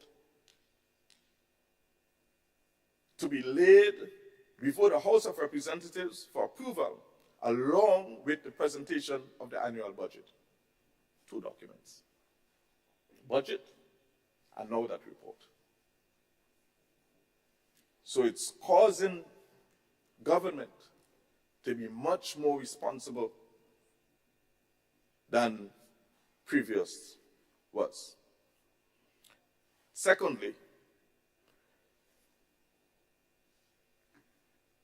you're now required to report or to publish on the official website of government no later than 2 weeks after being laid in accordance with paragraph A above, which is the laying of the House of Representatives alongside the budget. What this is doing, Mr. Speaker, it is speaking to the whole question of transparency. So all and sundry can now go onto the government website and see this report, read it and understand it, and ask questions. This is what transparent governance speaks to. 12A2, Mr. Speaker. The medium-term economic and fiscal strategy report under subsection 1 shall contain the following: A, an updated medium-term fiscal framework. B, a review of the consolidated financial performance of state-owned enterprises and statutory bodies. Consolidated position of government. And C, a compliance statement. Are we in compliance? A compliance statement showing the manner in which the annual budget and the medium-term fiscal framework is in compliance with the fiscal rules and targets under the Fiscal Resilience Act. And again, I say at this point that that particular act we will consider in the next sitting. Just giving it some time because we understand the importance of these new pieces of legislation and what it will do in respect of our own stewardship as ministers of government, or as a parliament, as a matter of fact. D, a fiscal risk assessment. Everything these days, Mr. Speaker, anything to do with financial matters, you must now consider risk as an important profiling of financial dealings. And so, a statement of your risk position or your risk assessment must now be laid. And it reflects the sensitivity of economic and fiscal forecasts to changes in the economic outlook in respect of economic shocks and economic conditions. 2, exposure. Exposure of the government to contingent liabilities that we spoke to earlier, including the guarantees and those obligations. 3, our own fiscal risk as a government arising from within the financial sector, statutory bodies, state-owned enterprises, and so on. So that risk assessment, Mr. Speaker, must now be done across government, central government, statutory bodies, state-owned enterprises. Fourthly, Mr. Speaker, any commitments unaccounted for in the economic and fiscal forecast, any commitment that government makes must now be recorded. Fifthly, any other circumstances that may have material effect, any circumstances that have a material effect on economic and fiscal forecast and is unaccounted for in the economic and fiscal forecast presented. And finally, decisions and measures of cabinet or the minister to manage fiscal risk. All of these must now be reported on. Now move to clause 7. So, Mr. Speaker, you see what is happening. This bill, or these set of bills, the intention, Mr. Speaker, is to broaden the scope and to cause government to act with greater prudence and to take a risk-based approach to governance. Clause 8. Clause 8, Mr. Speaker, seeks to repeal and substitute Section 16 of the Principal Act.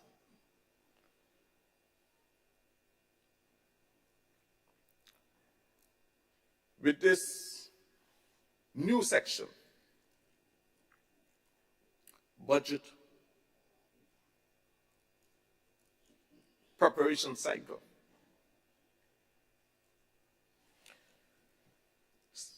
The budget preparation cycle shall consist of the following 2 phases. And again, Mr. Speaker, notwithstanding that we are repealing and replacing this particular section, the construct of this new insertion basically takes subsection A and B in the previous legislation, merges it into one, and improves or increases the requirements under this section. By this I mean added a new subsection or subsection, which requires the preparation of a medium-term fiscal framework in accordance with the rules and targets under the Fiscal Resilience Act. Again, adding to reporting and strengthening governance. Clause 9, Mr. Speaker, almost there. Amendment to Section 25 of the Principal Act. Clause 9, Mr. Speaker, seeks to amend Section 25(1) of the Principal Act by deleting the words medium-term fiscal and budget framework and replacing it or substituting, therefore, with medium-term fiscal framework, similar to the change made earlier. Clause 10 treats with the insertion of a new section, 25A, of the Principal Act, or to the Principal Act.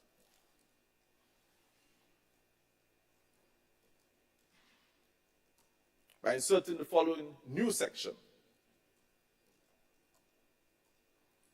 post-election report. New section, post-election report. 25A. This, Mr. Speaker, this post-election report is one of the most critical components in this bill, notwithstanding that all of the changes are very significant. But this one is extremely important, and you will see why. 25A reads, at the sitting immediately following the first sitting of the new parliament following a general election, the minister shall prepare and submit to parliament a post-election report setting out the following. See what is happening here? There is a requirement now to set out a report immediately following a general election. The following: updated macroeconomic forecasts and assumptions from the medium-term economic and fiscal strategy, or mid-year report, whichever is most recent. B, updated fiscal information to include the following: government revenue outturns and forecasts for the current year and for the next 2 years. 2, government expenditure outturns and forecasts, current year and for the next 2 years. 3, primary balance forecasts for the current and for the next 2 years. 4, outstanding debt stock in respect of public debt. C, an update of the fiscal risk position compared to the fiscal strategy report and the annual budget. So you see, Mr. Speaker, this is going back to the positioning of risk assessment at every level. D, the progress expected to be made towards compliance, underpinned again, Mr. Speaker, with the word compliance, or the responsibility to be compliant with the fiscal rules and targets under the Fiscal Resilience Act. And finally, Mr. Speaker, clause 11, amendment to the schedules to the Principal Act, paragraph 1A of the schedule to the Principal Acts, is amended by deleting the word medium-term budget framework paper and substituting therefore with the words medium-term fiscal framework. Thank you, Mr. Speaker.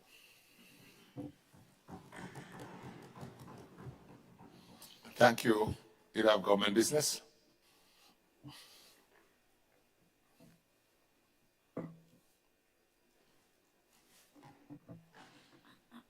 Honorable MP for the constituency of St. Mark. Thank you, Mr. Speaker. Mr. Speaker, I rise to make comments on the bill as presented by the member and the Leader of Government Business.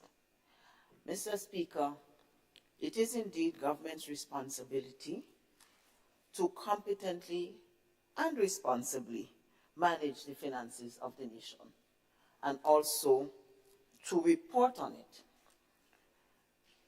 And, Mr. Speaker, we now have the Fiscal Resilience Bill, which was read for the first time, which replaces the Fiscal Responsibility Act, which existed for some time before. And so successive governments have exercised their duties to respond to that duty of government.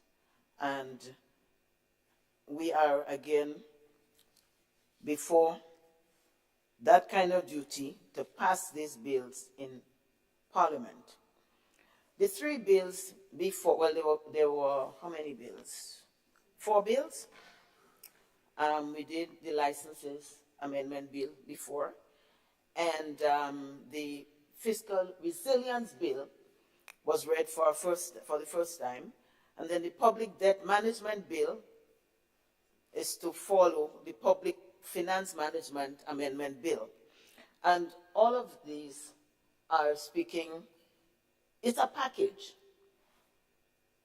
Might deal with different aspects, but they speak to the prudent management of the nation's resources.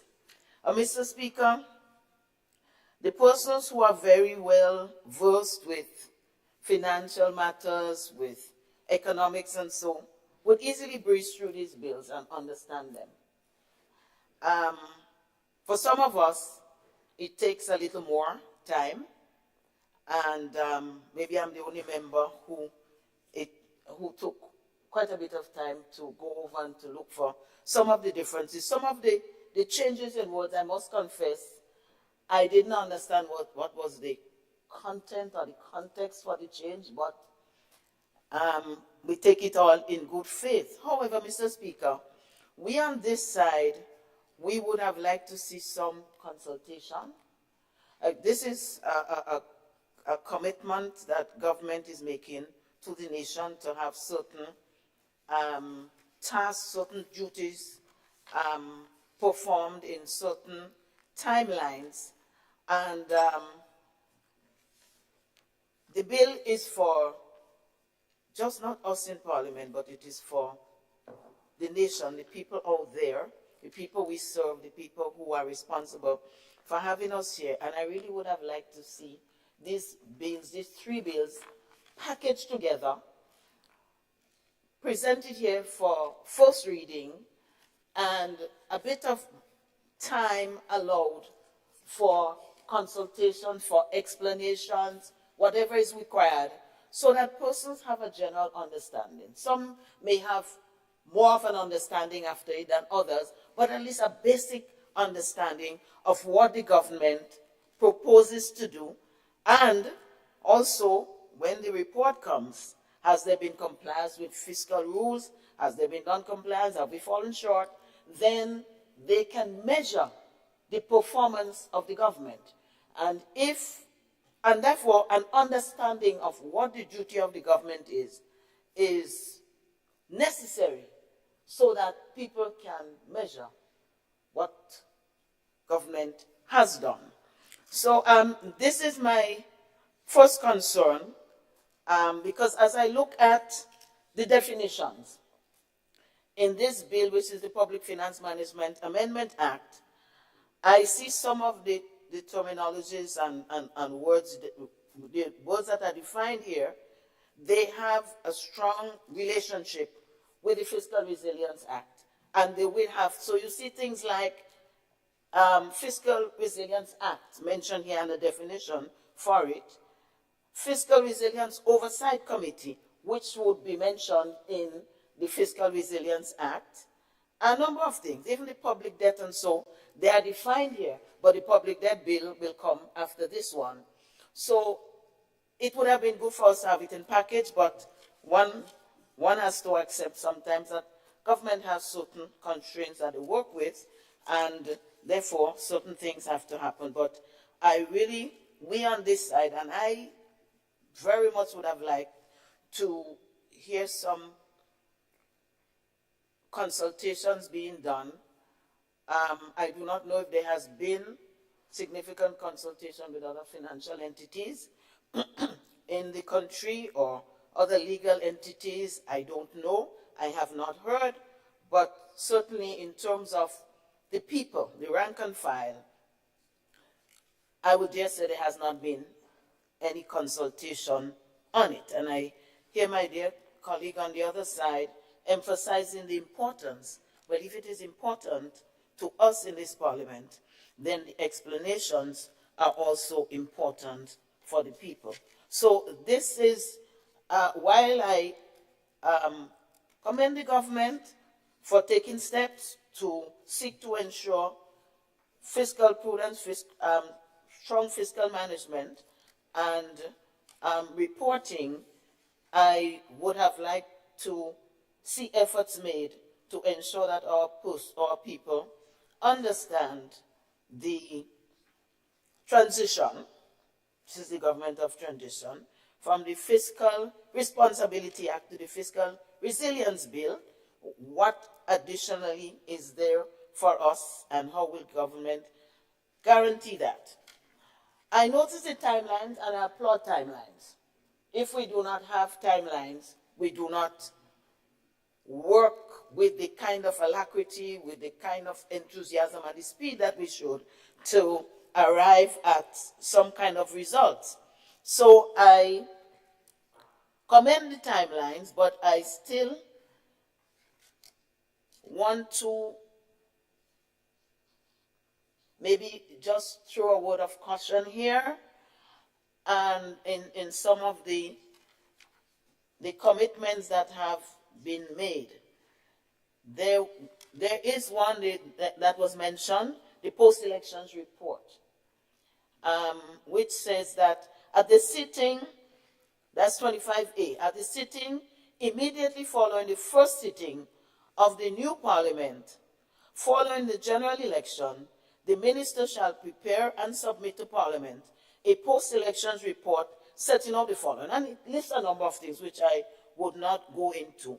Mr. Speaker, this is the meeting after the first one. And there's a number of details that the minister went into to let us know what would be presented.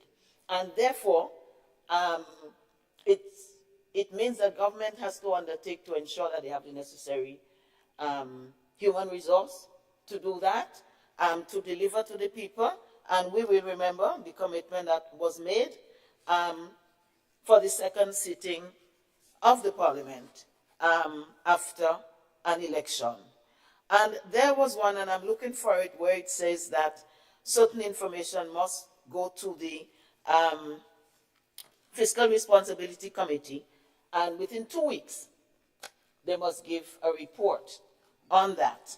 So again, this is another promise here in this honorable house to our people. And so I have nothing against it. It's good, it's noble, but we have to be careful what we promise and what we promise to the people, and to ensure that we put the mechanisms in place to make sure that we deliver to the people. So I again compliment the presentation. I am very skeptical about the level of consultation that has been made. But Mr. Speaker, anything that will redound to the satisfaction of our nation, I have high regard and high respect for it, but the commendations and the compliments will come when we see the results. So, Mr. Speaker, on this contribution, I thank you for the opportunity. Thank you very much, MP, for the constituency. What's it, Mark? Is it MP for St. George Northeast? Thank you, Mr. Speaker. I was willing to give way to my senior in this honorable house, but he said that I can proceed. So I think I have his blessings. Mr. Speaker, I rise in full support of this amendment. In my view, it is forward-thinking and seeks to broaden the definition of public finance management. It will, in sense, incorporate in the existing Public Finance Management Act the essential elements of fiscal responsibility without the need for a separate act to do so. Essentially, the executive's plan, Mr. Speaker, is to bolster the existing related legislations around maintaining our fiscal responsibility while somewhat changing our approach to include as well and look at the fiscal sustainability or fiscal resilience in this sense. So, for example, Clause 2 of the amendment, Part B, public debt, will now include all direct liabilities of central government, statutory bodies, and state-owned enterprises, including advances, arrears, compensation claims, etc.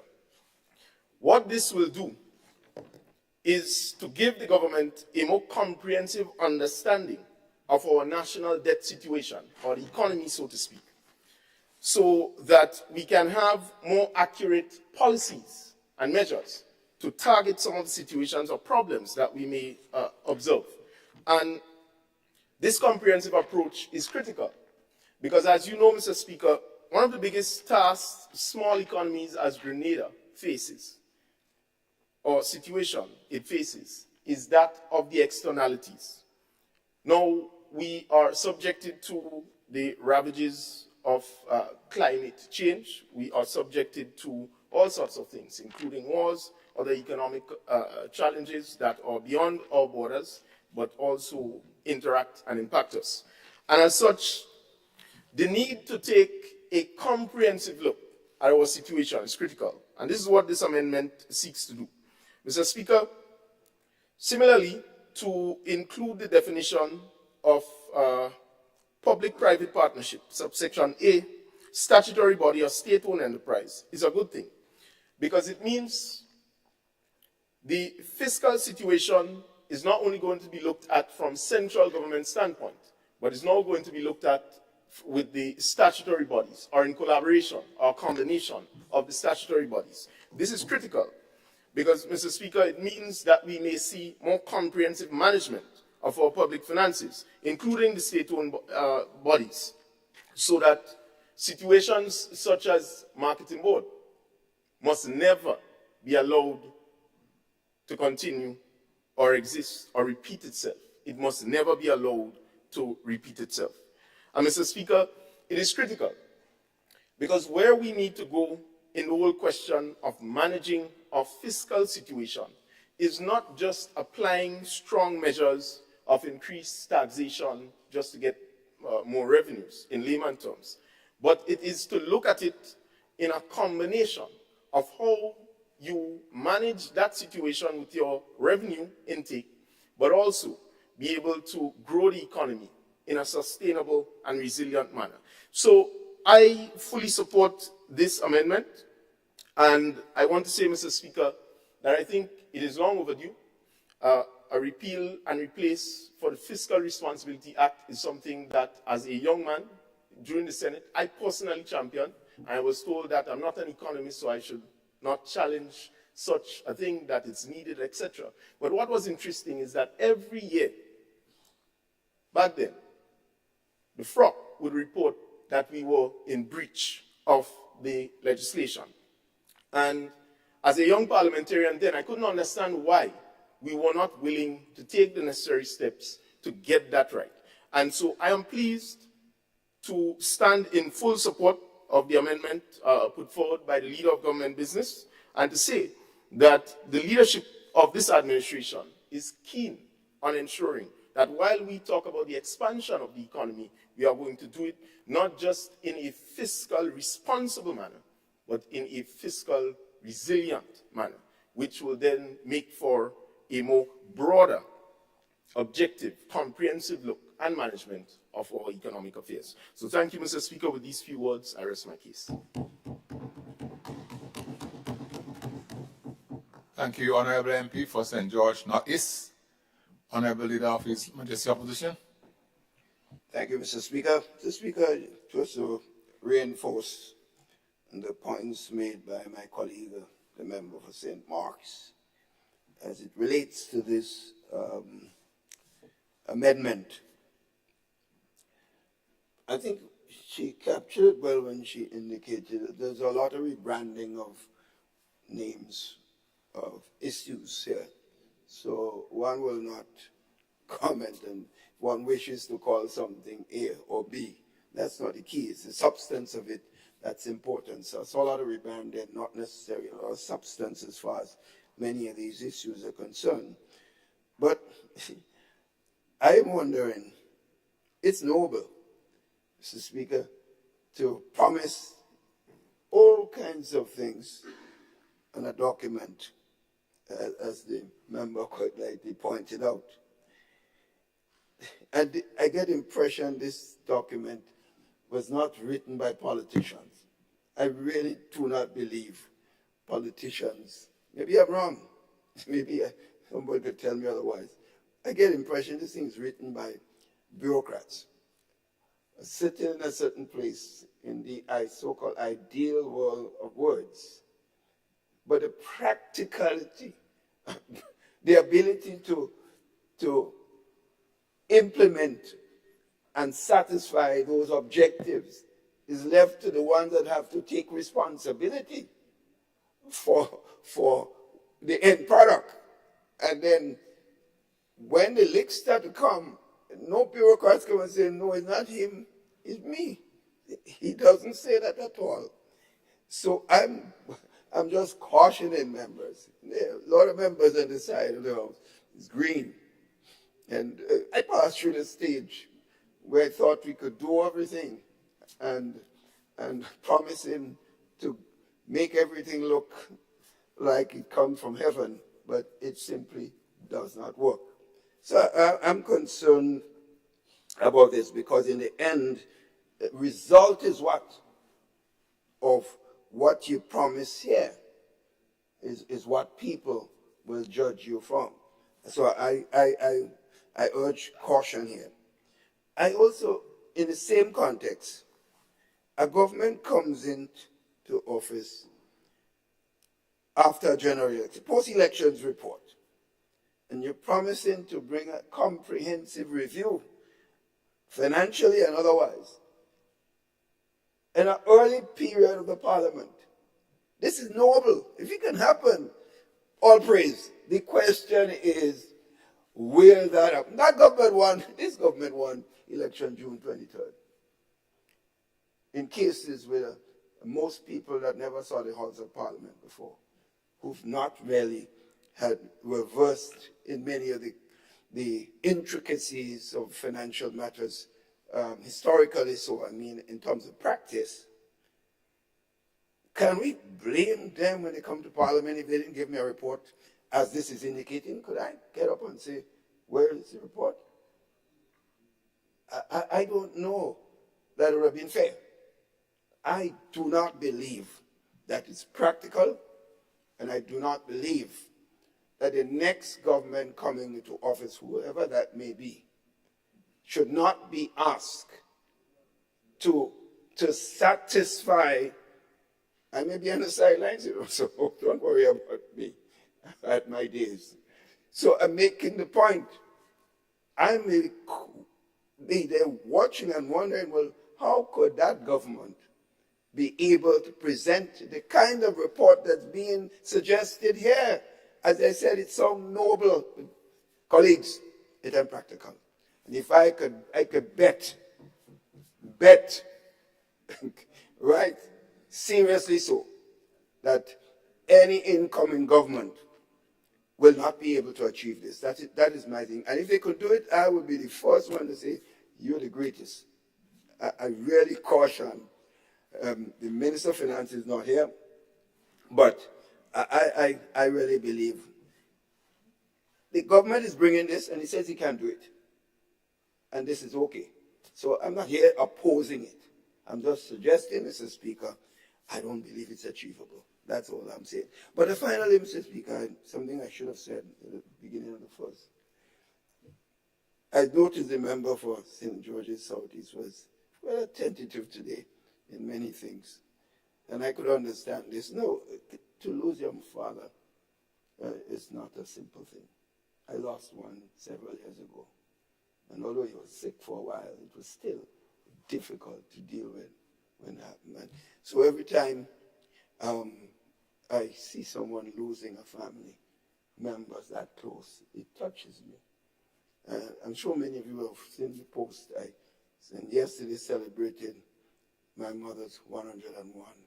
So she compensated for the loss of my father, the fact that she's still here and be able to walk around and be with us yesterday having lunch, and she was giving all the jokes. So my friend, to you, my sympathy on your passing. I think it's a miracle that you're here attempting to do what you're doing here today. Thank you, Mr. Speaker. Thank you, Leader of His Majesty Opposition.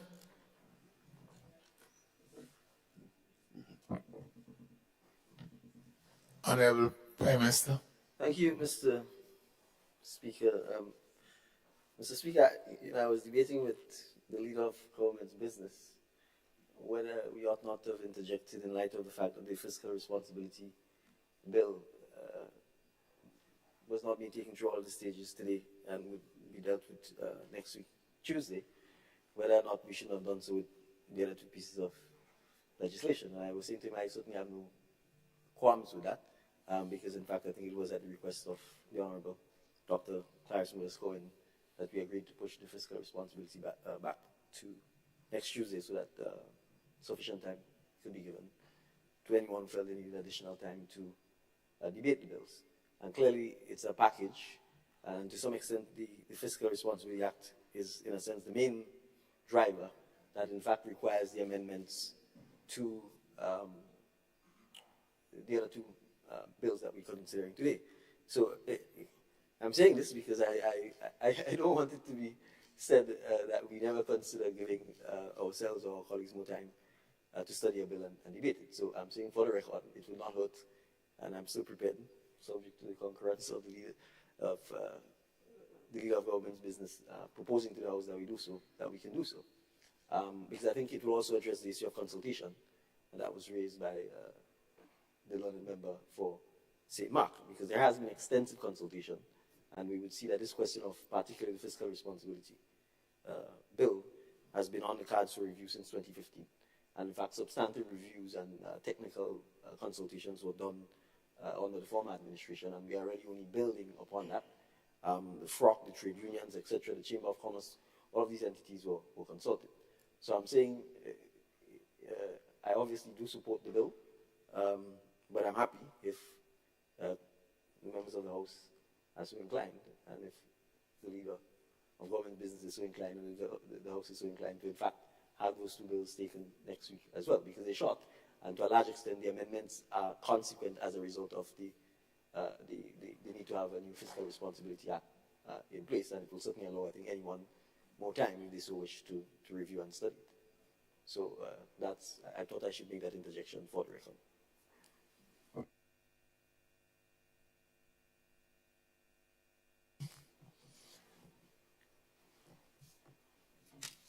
Thank you, Honorable Prime Minister. Honorable members, the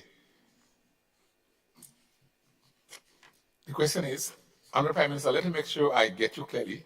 The first of the bill has been passed. You're looking at the other three? Yes, I'm talking about the financial the financial bills, not the licensing. I'm saying financial. I know.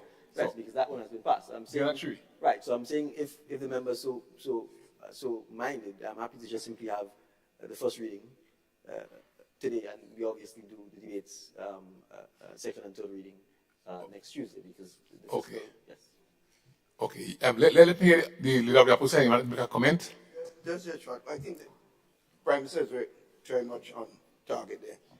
Mr. Speaker, I had planned, in fact, and prepared thoroughly to deal with the resilience bill today. But I really realize the seriousness of this bill relative to the financial situation in a general sense. And in fact, it was difficult attempting to prepare for this without keep mentioning all the other bills. It's like one bill, really. It's just like ABC, D. And therefore that makes a lot of sense. I was going to ask you your permission. If this resilient bill was going forward, I would ask you permission to treat this as my comments on this bill in the context of all the other bills. So I need a little more time than the time allotted to a member to make a comment on one bill, because I had to be encompassing the entire 4 bills in my presentation to make it look effective. So the point is very, very much on target. All right. So, honorable members,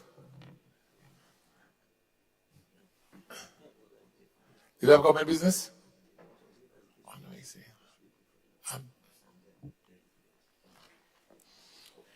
Thank you, Mr. Speaker. So, Mr. Speaker, having heard the Leader of the Opposition on the Honourable Prime Minister, I therefore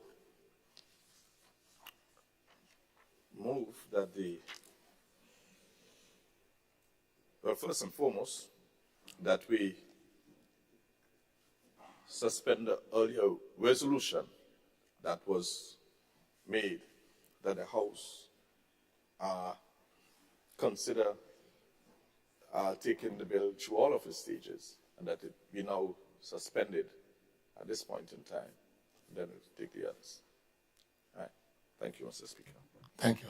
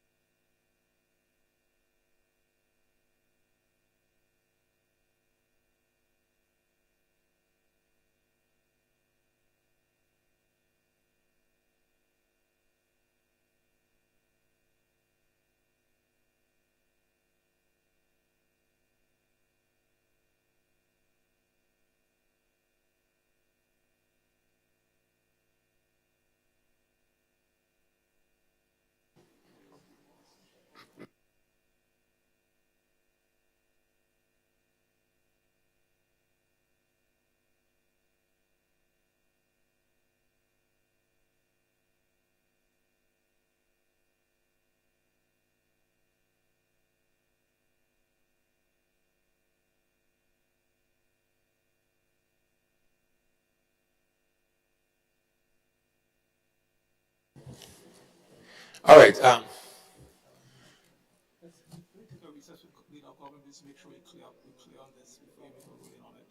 Okay. I am now going to call a recess so we get clarity for the clerk on this particular matter, and we proceed thereafter. So, Mr. Speaker, if I may, I think we believe as members that we may have a solution, and that doesn't require us to have a recess. I think the leader of His Majesty's opposition has suggested, given that we've in fact had the debates on this particular bill, that we can conclude the process on the bill, and then we would obviously perhaps just have the first reading for the third bill, and then we will take, when we deal with the Fiscal Responsibility Act, we will just deal with, in a sense, because they're all related, next week, if that's fine. Yes, that's exactly the issue he was raising. So, yes, that we close this one off. Correct. Lovely. So, yeah, I said the debate is concluded on that. Right? Other members? Yeah, the question is that the bill be read a second time. All those of that opinion say aye. All the contrary opinion say no. The ayes have it. A bill for an act shortly entitled Public Finance Management Amendment Bill 2023.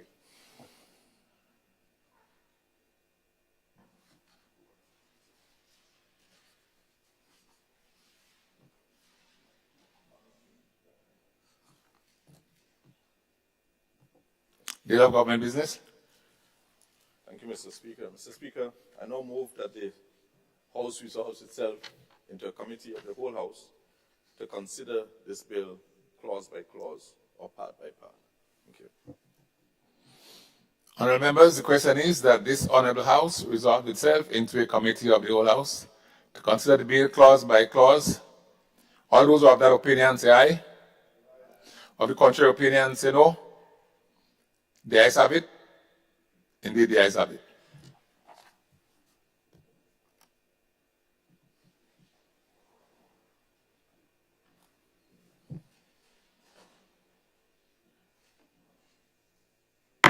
This Honourable House is now in committee. Clause 2, amendment of Section 2 of Principal Act. Honourable members, the question is that Clause 2, amendment of Section 2 of the Principal Act forms part of the bill. All those of that opinion say aye. Of the contrary opinion say no. The ayes have it. Clause 3, amendment of Section 4 of Principal Act. Honourable members, the question is that Clause 3, amendment of Section 4 of the Principal Act forms part of the bill. Those of that opinion say aye. Of the contrary opinion say no. The ayes have it. Clause 4, amendment of Section 10 of Principal Act. Honorable members, the question is that Clause 4, amendment of Section 10 of the Principal Act forms part of the bill. Those of that opinion say aye. Those of the contrary opinion say no. The ayes have it. Clause 5, amendment of heading of Part 3 of Principal Act. Honorable members, the question is that Clause 5, amendment of heading of Part 3 of the Principal Act forms part of the bill. Those who have that opinion say aye. Of the contrary opinion say no. The ayes have it. Clause 6, repeal and substitution of Section 12 of Principal Act. Honorable members, the question is that Clause 6, repeal and substitution of Section 12 of the Principal Act forms part of the bill. Those of that opinion say aye. Contrary opinion say no. The ayes have it. Clause 7, insertion of new Section 12A to Principal Act. Honorable members, the question is that Clause 7, insertion of new Section 12A to the Principal Act forms part of the bill. Those who have that opinion say aye. Of the contrary opinion say no. The ayes have it. Clause 8, repeal and substitution of Section 16 of Principal Act. Honorable members, the question is that Clause 8, repeal and substitution of Section 16 of the Principal Act forms part of the bill. Those who have that opinion say aye. Say aye. Of the contrary opinion say no. The ayes have it. Clause 9, amendment of Section 25 of Principal Act. Honorable members, the question is that Clause 9, amendment of Section 25 of the Principal Act forms part of the bill. Those of that opinion say aye. Of the contrary opinion say no. The ayes have it. Clause 10, insertion of new Section 25A to Principal Act. Honorable members, the question is that Clause 10, insertion of new Section 25A to the Principal Act forms part of the bill. Those who have that opinion say aye. Of the contrary opinion say no. The ayes have it. Clause 11, amendment of the schedule to Principal Act. Honorable members, the question is that Clause 11, amendment of the schedule to the Principal Act, forms part of the bill. Those of that opinion say aye. Of the contrary opinion say no. The ayes have it. Clause 1, short title. Honorable members, the question is that Clause 1, short title, forms part of the bill. Those of that opinion say aye. Of the contrary opinion say no. The ayes have it. Indeed, the ayes have it.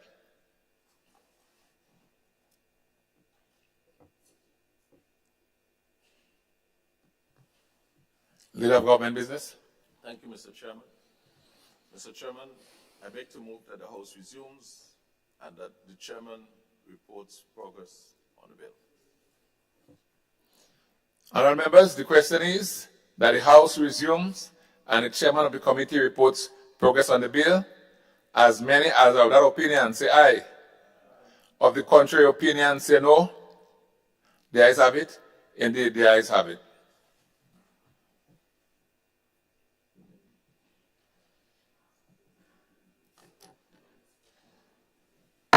This Honourable House now resumes.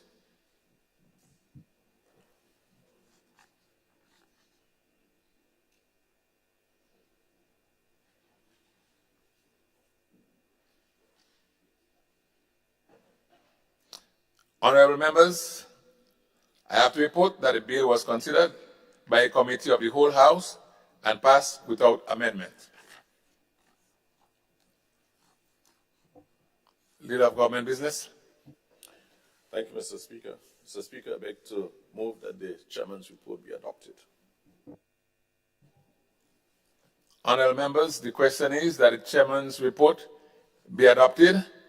As many as of that opinion say aye. Of the contrary opinion say no. The ayes have it. Indeed, the ayes have it.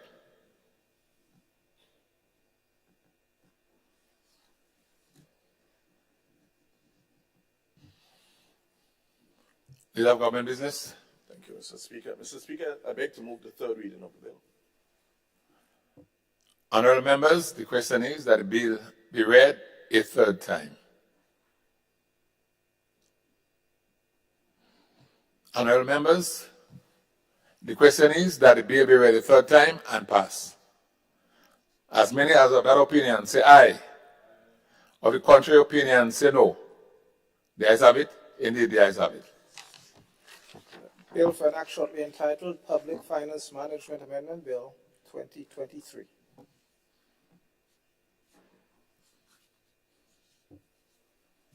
Leader of Government Business. Thank you, Mr. Speaker. Mr. Speaker, I beg to move the introduction for the first reading, a bill for an act shortly entitled Public Debt Management Amendment Bill 2023. A bill which seeks to amend the Public Debt Management Act number 2028 of 2015 to revise the definition of public debt, shortly entitled Public Debt Management Amendment Bill 2023.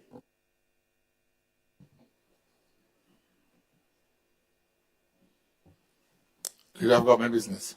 Thank you, Mr. Speaker. Mr. Speaker, I beg that this honorable House be adjourned, sine die.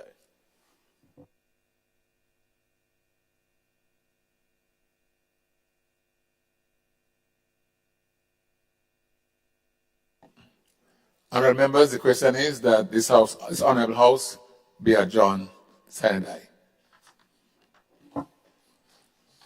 Honorable MP for St. Andrew Southeast. Thank you, Mr. Speaker. Mr. Speaker, I rise because I would have listened last night to a young lady, very passionate in her appeal and her concern, a matter that is now, I believe, of public importance. And I'm rising this morning, is it still this afternoon, to make an appeal that this does not deteriorate further into something that the public has to become too involved in. And I want to appeal that this be addressed in a way that the circumstances does not go beyond what they are right now.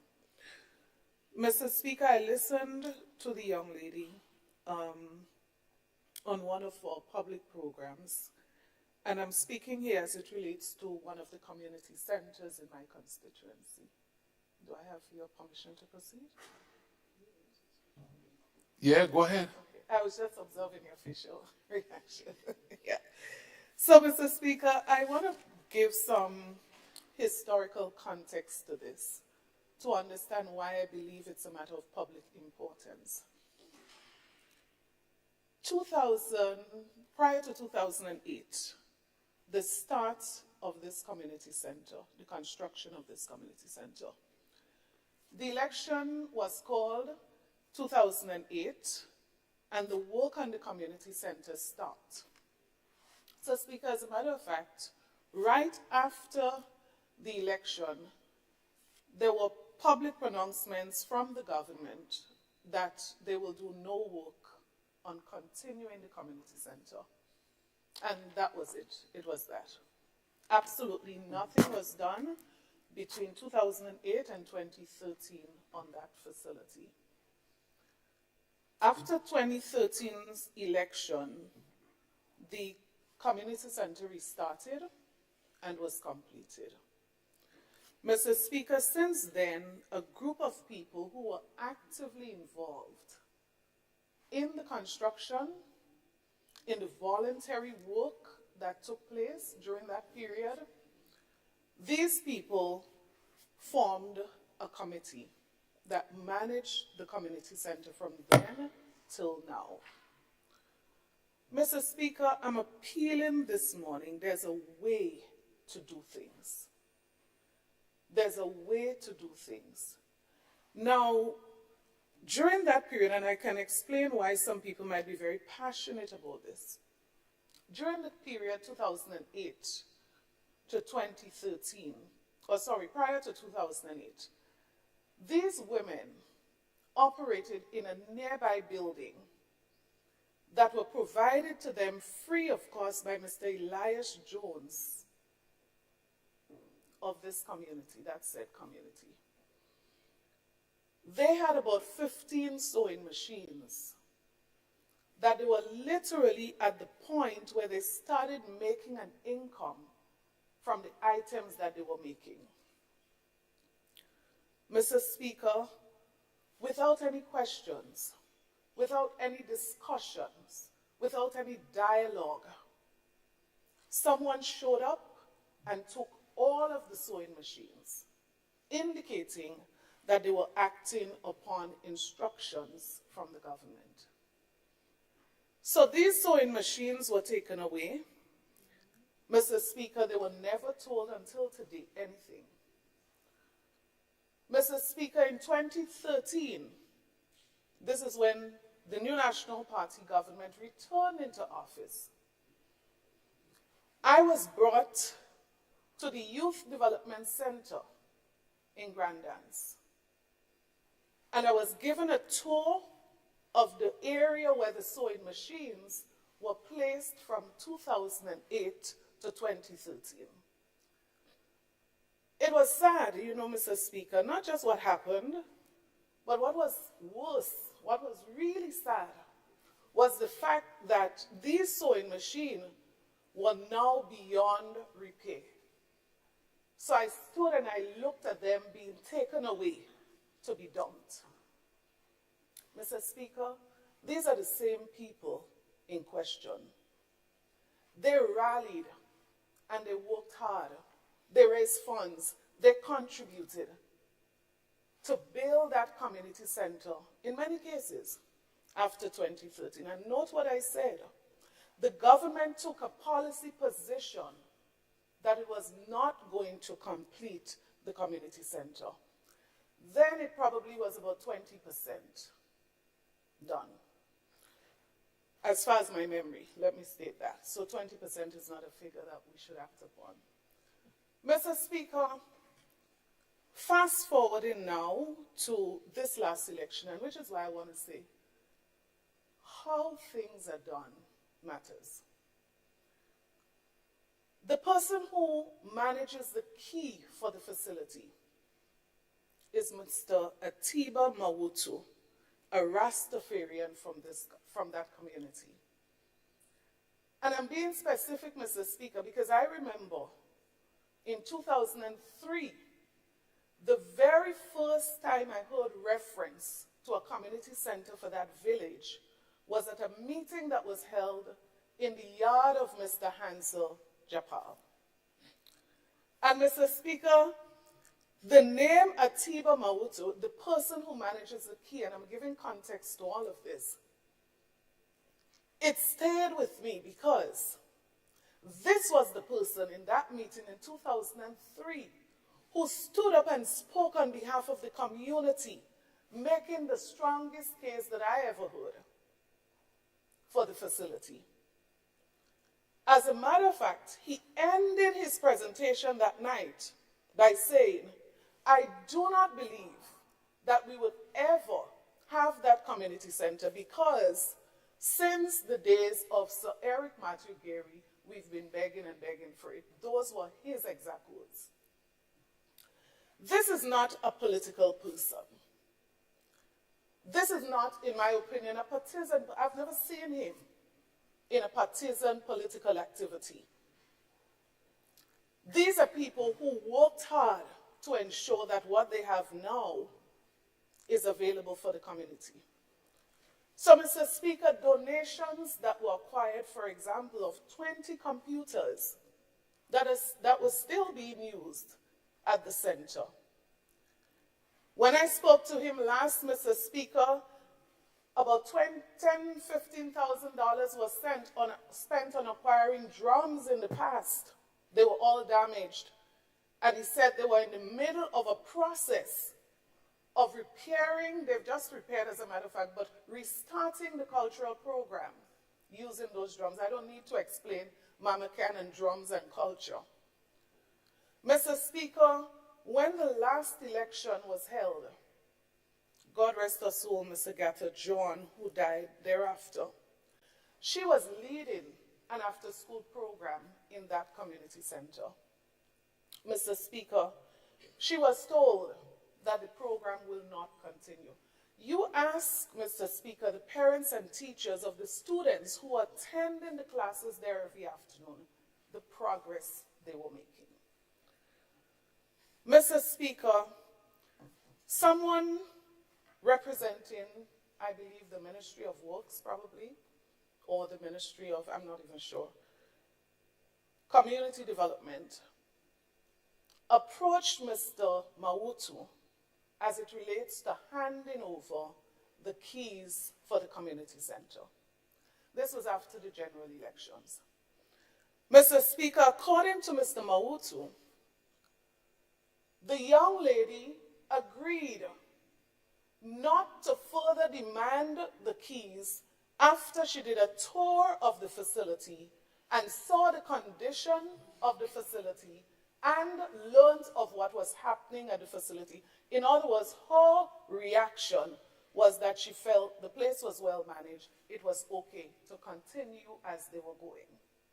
Mr. Speaker, persons who want to use the facility, they go to the person who manages the key, they access the key, they use the facility, and they move on. Mr. Speaker, I was very disturbed last night. And just coincidentally, I was riding up to Grenville when I just happened to turn on the radio. I was really disturbed to hear the story of persons from the housing brigade under instructions going to the community center, breaking the door, Mr. Speaker, changing the locks with no conversation held with the persons who manage the center or the person who manages the key. Mr. Speaker, all that was said, I don't want to repeat them here as to what was happening and why it was happening.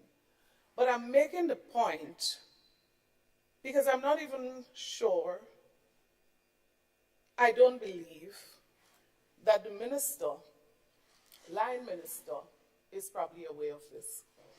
I don't believe, and I'm going to convince myself he's not aware. But I'm making the point because I see this deteriorating into something that we do not want to encourage. Whoever, Mr. Speaker, is acting on behalf of the government, whoever are the persons making decisions and taking actions, Mr. Speaker, I want to say this, there's a way that things are done. The level of hostility, the level of verbal attacks, the confrontation, we don't want this to deteriorate further. Unfortunately, it has gone into the public domain, and I'm saying today, let us end it there by doing the right thing. Thank you. Thank you, Honorable MP for St. Andrew Southeast. MP for St. Andrew Northeast. Thank you, Mr. Speaker. Mr. Speaker, I rise this morning to share my concern as well as displeasure with a very topical issue at this time as it relates to the low-income housing. This is the first opportunity I've had to really speak publicly on the matter, Mr. Speaker. Mr. Speaker, these houses were designed and targeted to improve the living conditions of our low-income earners. And the fact that the new arrangement is such that they have to raise their finances through lending institutions before they can get access to these homes. These are my concerns, Mr. Speaker. Because if you understand the circumstances that low-income earners face, they are basically or will basically be unable to acquire these loans from the institutions. But not only that, if, let's imagine, some acquires the finances, it puts them in a situation where for a long period of time there will be owing until they can gain that name or title to this property. Mr. Speaker, we have heard a lot of misconceptions presented by the authorities regarding those homes. To draw reference, Mr. Speaker, I've heard that it's your equity, it belongs to you as soon as you can come up with this money. That's not true, Mr. Speaker. We all know that whenever we go to a lending institution to secure funds, the property belongs to them until we are completed with the payment. That's facts.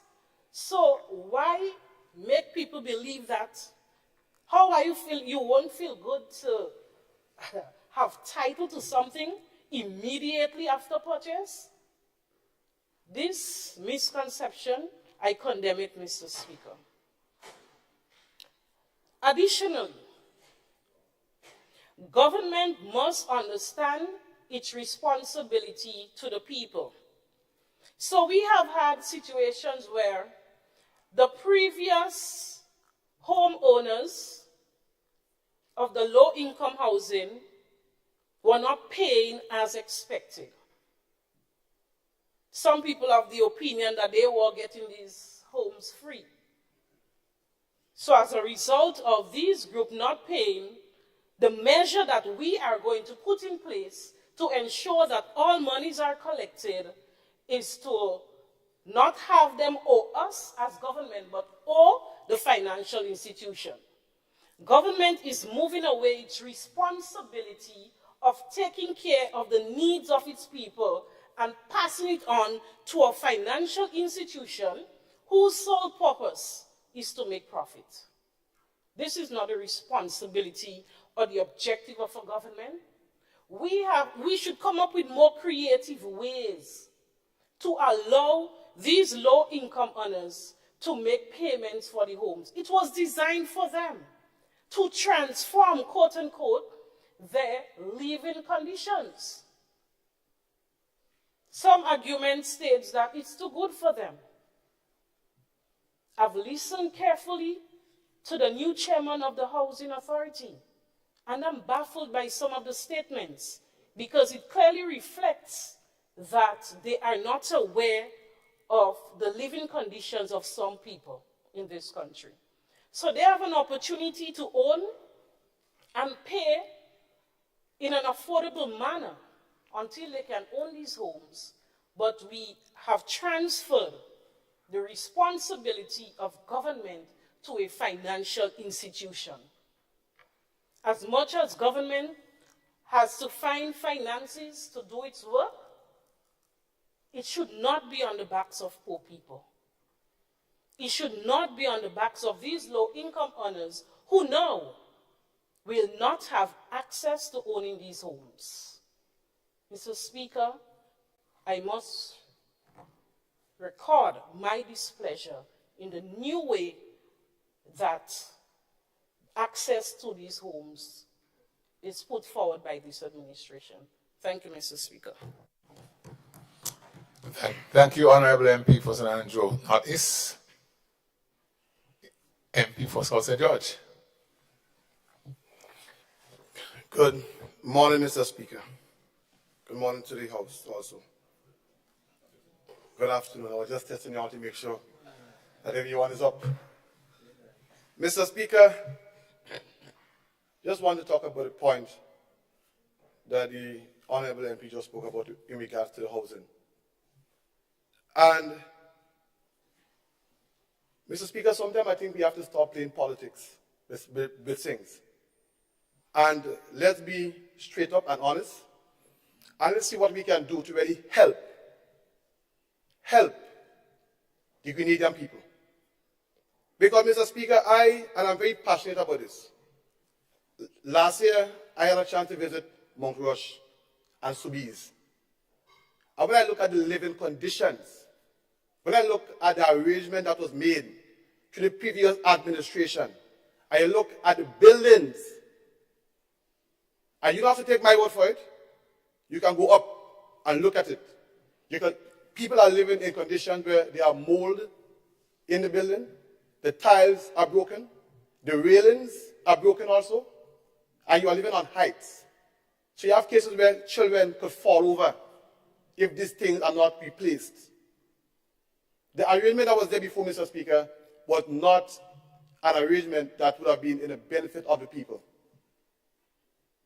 To begin with, let's go back a bit.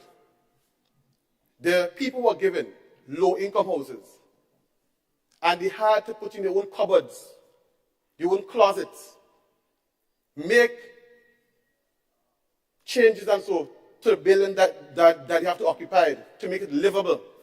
If we are talking about low-income houses, how can it be low-income when the people, after they get the homes, have to go and hire carpenters and so to do all these things? And they still have to pay for it. It's not free. They have to pay for it. No. Let's go further. If these properties have any issues now, they have to take out of their pocket to provide maintenance for it. This is not the case now. We took our time and said, if we are giving someone something, let's give them something that is worthwhile and that is good. So when you enter the phase 2 of the project now, you are entering an apartment with cupboards, with closets, with everything. This is what you call a government who is looking out for its people and not just playing politics, Mr. Speaker. Now we're talking about equity. I don't think the member understands equity. So let me explain to her what equity is. When you purchase the apartment building, you are getting it for approximately 1/3 of its value. So immediately, you can use that value or the equity right there in the apartment to do something else. Now, if you want to talk about the poor and vulnerable, as they always speak about, and let's go into it, I'm not playing politics, we get into the meat of the stuff now. You have to try, Mr. Speaker, to find a way to elevate people from their circumstances. And when someone purchases one of the apartments now, what will happen is that they can now get equity in the property that they can use to better their lives in other places. For example, you may have a child, and the child has to study.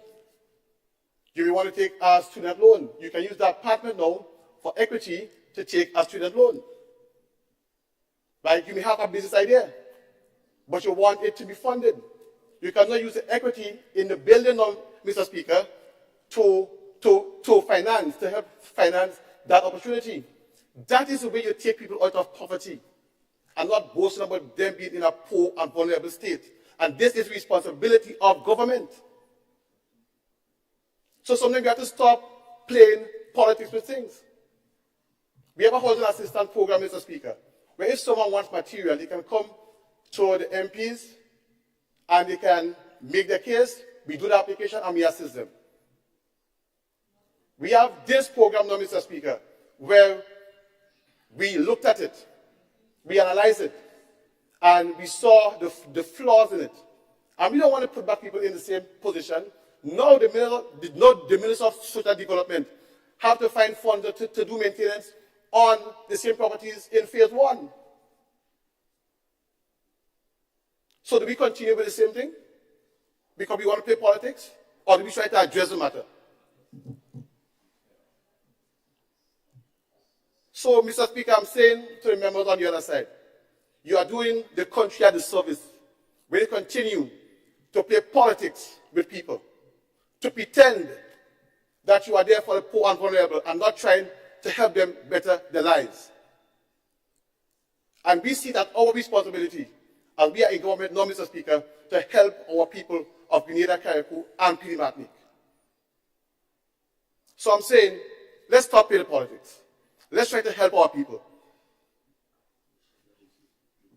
Every time you see we play these things, we are not doing the country a service. Thank you. Thank you, MP for St. George South. Honorable MP for St. Mark. Thank you, Mr. Speaker. I'll try to be very brief. Mr. Speaker, this segment of the Parliament sitting is not supposed to be a presentation and response, but I must say something. I cannot leave it like that, Mr. Speaker. I beg your indulgence. My dear friend from St. George South, he has said quite a lot. And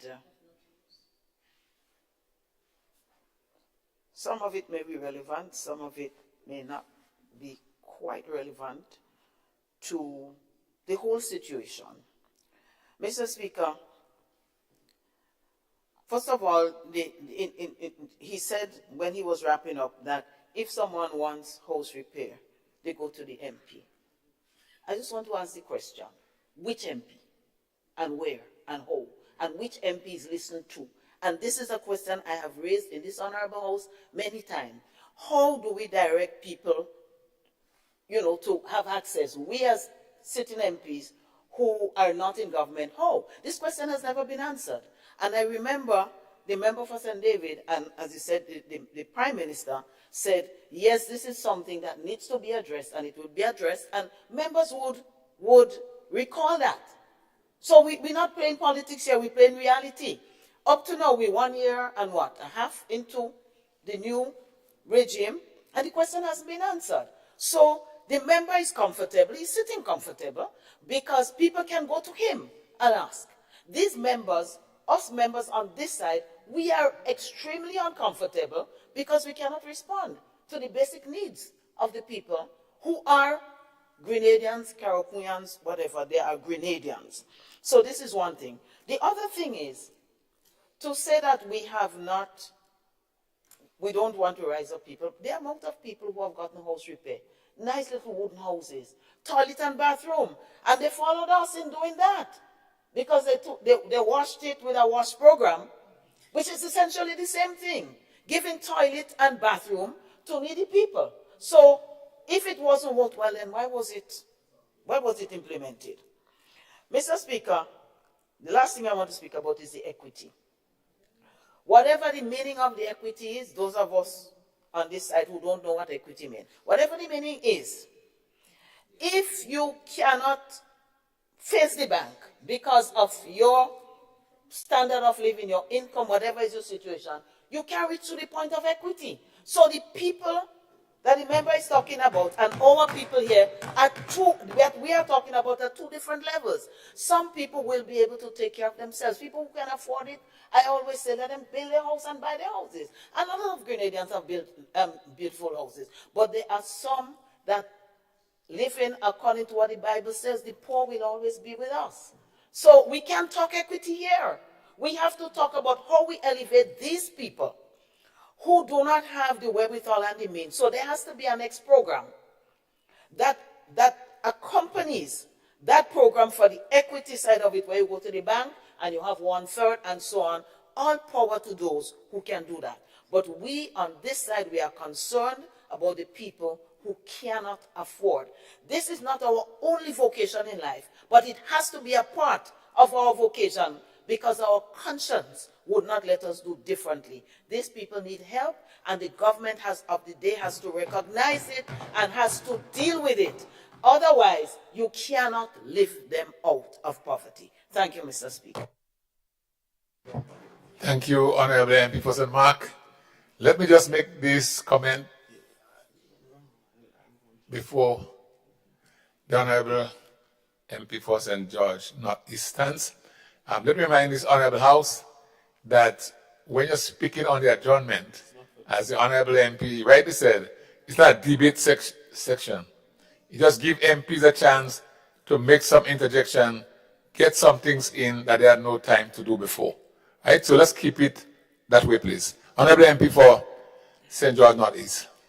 Thank you, Mr. Speaker. And Mr. Speaker, I rise in the adjournment to highlight National Heroes Day. This administration is keen on uniting all of our people. And one of the most divisive periods in our history, and that had to do with the loss of lives on October 19th. We have designated this day National Heroes Day. Mr. Speaker, I want to take the opportunity to invite all Grenadians to an ecumenical service at the National Stadium for 9 a.m. on Thursday, October 19th.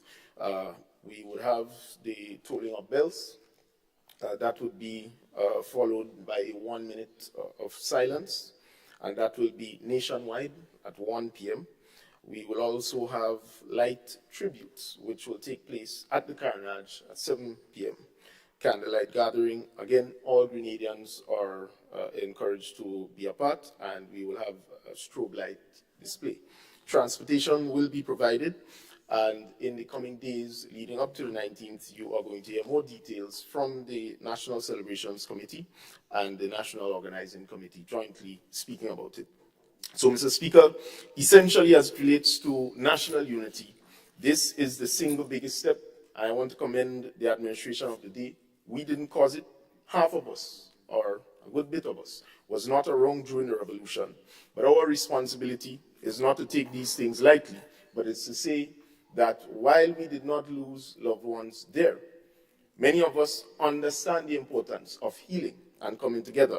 Lives were lost, Mr. Speaker, and as such, the responsibility of the government is not to continue the tribal warfare that currently exists in that moment or period in time, but is to say to us that we need to be responsible as a people to never repeat it again. And we are listing this day as National Heroes Day, not because we want to just highlight the revolution, but because we see the day significant to mark it as National Heroes Day, to name heroes to come. And Mr. Speaker, the heroes are going to be, in my humble opinion, based on interaction with people from all walks of life, and not just political, but certain sports, and maybe even some living. So we are calling on the nation to rally around this. Too often we always looking for the tit for tat and sides and position on this and that, when half of the time is just wrong and full of our opinions. We have no facts to back up what we say. So essentially, these bodies of Grenadians whose lives were lost were never buried. This is something, I'm not a spiritual man, I'm not a preacher, but I'm saying this is something as a nation that we should see important to give some semblance of respect on one hand, and to mark the day so that it never repeats itself in our history. We are loving people in Grenada, and as a culture, to continue the love, we must continue to promote the unity. We must continue to promote the togetherness. And this is the single biggest step, Mr. Speaker, in healing our nation. Now, with that said, I can't leave without addressing the substance. So it's not a debate. But honestly, Mr. Speaker, I want to say, as it relates to this housing program, now, we received grant funding to build the houses, not to give out the houses for free. We also, Mr. Speaker, built these houses with the intent to improve the housing stock of the country for vast majority of Grenadians. Now, I am not here to argue if the people who inherited phase one is still in the low-income bracket. That's not my business. What we are saying is, Mr. Speaker, we are faced with two problems. One, on the issue of compliance. Two, we are also faced with the problem of maintenance. The question is, and if concerns are raised genuinely, what do you propose? What is your alternative? To say that collaborating with the private sector, in this instance, a financial institution or two, to support the finances, to purchase, so that you can then own the property and over a period pay for it, or rather have it as part of your asset base and over a period complete the payments for it, is the wrong approach. Then my question is, what is the alternative? Because, Mr. Speaker, Let me say this, that the responses thus far to our housing situation in the country is feeble, or has been feeble for a long time. And the minister is here, he can attest to it. When we came in and we saw the maintenance program, for example, the house repairs, the budget for that was a meager amount. I think it was closer to about 15,000 thereabouts on average. The fact is, if you take all of these things into context, what will be the cost to build whatever the dimension is, I don't remember it from the top of my head, of these houses? And the question you had to ask is, building a bathroom and toilet on a wooden structure, is it not putting you in a more vulnerable position 3-4 years from now? We are susceptible to all kinds of externalities, including natural disasters. So if we are talking about sustainable development, if you are talking about lifting people out, I agree with the temporary repairs, and we have continued that. We are not satisfied, Mr. Speaker, that housing needs to just reside around somebody having to run down a member of parliament to get assistance. And I am baffled, because if the member for St. Mark, for example, is saying that this is just 1 year half, right? You created these programs. You've been in office this long time. How come you don't know how to do, where to go, and so on, all of a sudden? So you're telling me that you create something, and now all that has changed is the executive. It's just a different political party in power. We have not stopped a number of these programs because we understand, Mr. Speaker, to a large extent, that as difficult as change is, in some instances, some people have been built up for more than 20 plus years with this kind of setting and therefore cannot live outside of it. So we are catering for them. But I'm saying, all of a sudden, we do not know how to access these things as member of parliament. And some of us have been a member of parliament for a number of years. And I am saying, Mr. Speaker, it is time that we lift the conversation around these elements: poverty, housing, access to healthcare, and stop the tribalism. I believe that the administration is open to listen to the opposition on recommendations, but I am not hearing recommendations. All I am hearing is that we shouldn't do this because the poor man can't afford it. And Mr. Speaker, let's be honest. The people applied before the election. We didn't change the people who applied. A number of people applied. We didn't change the people. So I'll give you an example without calling names. Party activists from the former administration was on the application forms. Are they low income? I don't know. The point I'm making is that when you talk and give the impression that the house was meant for poor people and so on, you must have the evidence to support what you're saying.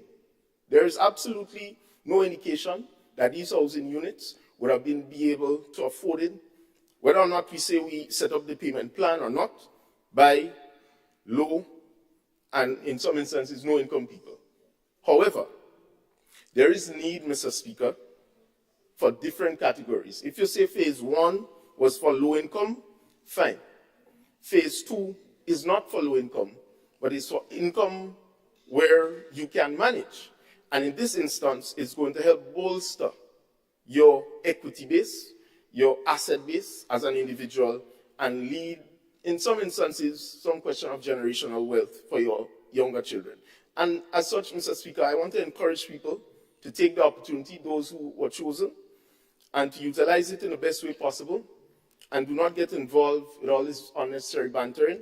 We know that there are people who are going to struggle with their housing situation, and time again, different programs, various programs from the Ministry of Social Development help to assist. Again, these are things we inherited. We didn't change that component of the governance, and we want to encourage opposition as well. If you have any credible suggestion, you don't have to give it to the government. Go out on a public radio and say what is the alternative to the housing units. Say how you're going to maintain it. Say how you're going to pay to keep security. Say how you're going to pay to clean the garbage, etc. Look at Mount Rush, for example. It's a mess with the garbage, and I can get in other aspects. But I'm saying, Mr. Speaker, we have to be mature about this, and let's have a national conversation, if you please, but come with solutions rather than criticisms. Thank you. Thank you, Honorable MP for St. George Northeast. I want to caution again that you have to keep your contribution and interjection of a debating nature. Please do. You have government business? Honorable MP, can you turn your light off? Mr. Speaker, thank you. Thank you.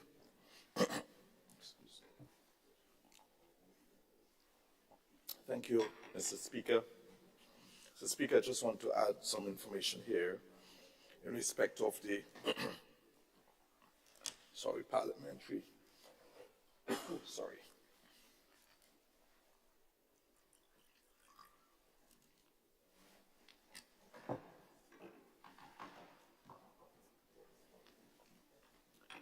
Thank you. Mr. Speaker, in respect of the parliamentary offices, we have 15 such offices around the country, and I can speak for the Ministry of Social and Community Development, Housing and Gender Affairs, that these social programs are not necessarily administered in any of the parliamentary offices, but you can access all of these services.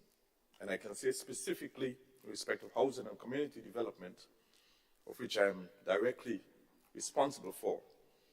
And if you have any problem, Mr. Speaker, you can call me at the ministry.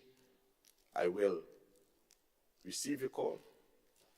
And if for one reason or the other I'm not able to receive the call, I will definitely return the call. And many people who've contacted me can say the same. So how can you access these services? There is a housing coordinator. There is a community liaison officer for every single constituency.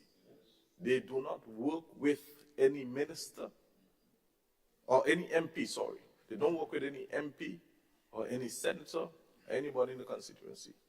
They work with the Ministry of Social and Community Development, Housing and Gender Affairs. They are accountable to the administrative staff within that ministry, and they must comply. If they fail to comply, there are consequences under the public service rules. I say this to say, Mr. Speaker, that I would encourage that we can obtain the contact information for these individuals who work with the ministry, and the ministry will be very willing to give it to all of the senators, ministers, as the case may be, MPs, so that they can be able to contact the respective persons in their constituency. Every application or every individual who approaches these officers, they must take a complete application and forward it to the ministry. They do not have the right or privilege to not receive the application. The ministry is the one that makes the decision as it relates to processing applications. I say this to say that, Mr. Speaker, it is a very simple and straightforward process. There is no one who is a law unto themselves. There is a ministry, and we function in that regard. Also, I would encourage because there are 15 MP offices. I would say that those officers can actually facilitate the process by visiting your office on the constituency day. Yes, they are authorized to so do. They can visit your office on your constituency day, and if you have an office for them, you can, right, so that they can fill up the forms and take it to the ministry. It's about service to people. You reach the people where they are. It is allowed. If you fail to contact them, then it's your problem. But they are authorized to so do. So I say this for the record, Mr. Speaker.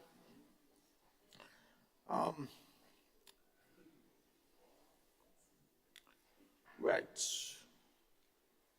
So, Mr. Speaker, I just want to, this is all I think I want to say today. Thank you. All right, thank you. Thank you, leader of government business. All right, I sense that you're the last. So, as we close, let me just make these comments. I want to commend all the MPs who actively participated in the cyber awareness program that Parliament, in fact, launched. I think it was 29th of September. I want to also commend the Women's Caucus. Honorable Peter David is not here. I must commend, chaired by, of course, our Honorable Dr. Modest Cohen. I saw tripartite at work in this caucus. I was very impressed with the way the two sides were able to come together and look at the issue of gender-based violence and other pertinent matters. So commendations are in order for the Women Caucus for the work done. And we hope that that would just push us further as we attempt to address some of the burning issues in our society. And with this, I think we can now take the vote. The honorable members, the question is that this honorable House be adjourned, signed aye. All those with that opinion say aye. Or the contrary opinion say no. This honorable House now stands adjourned, signed, nay, aye.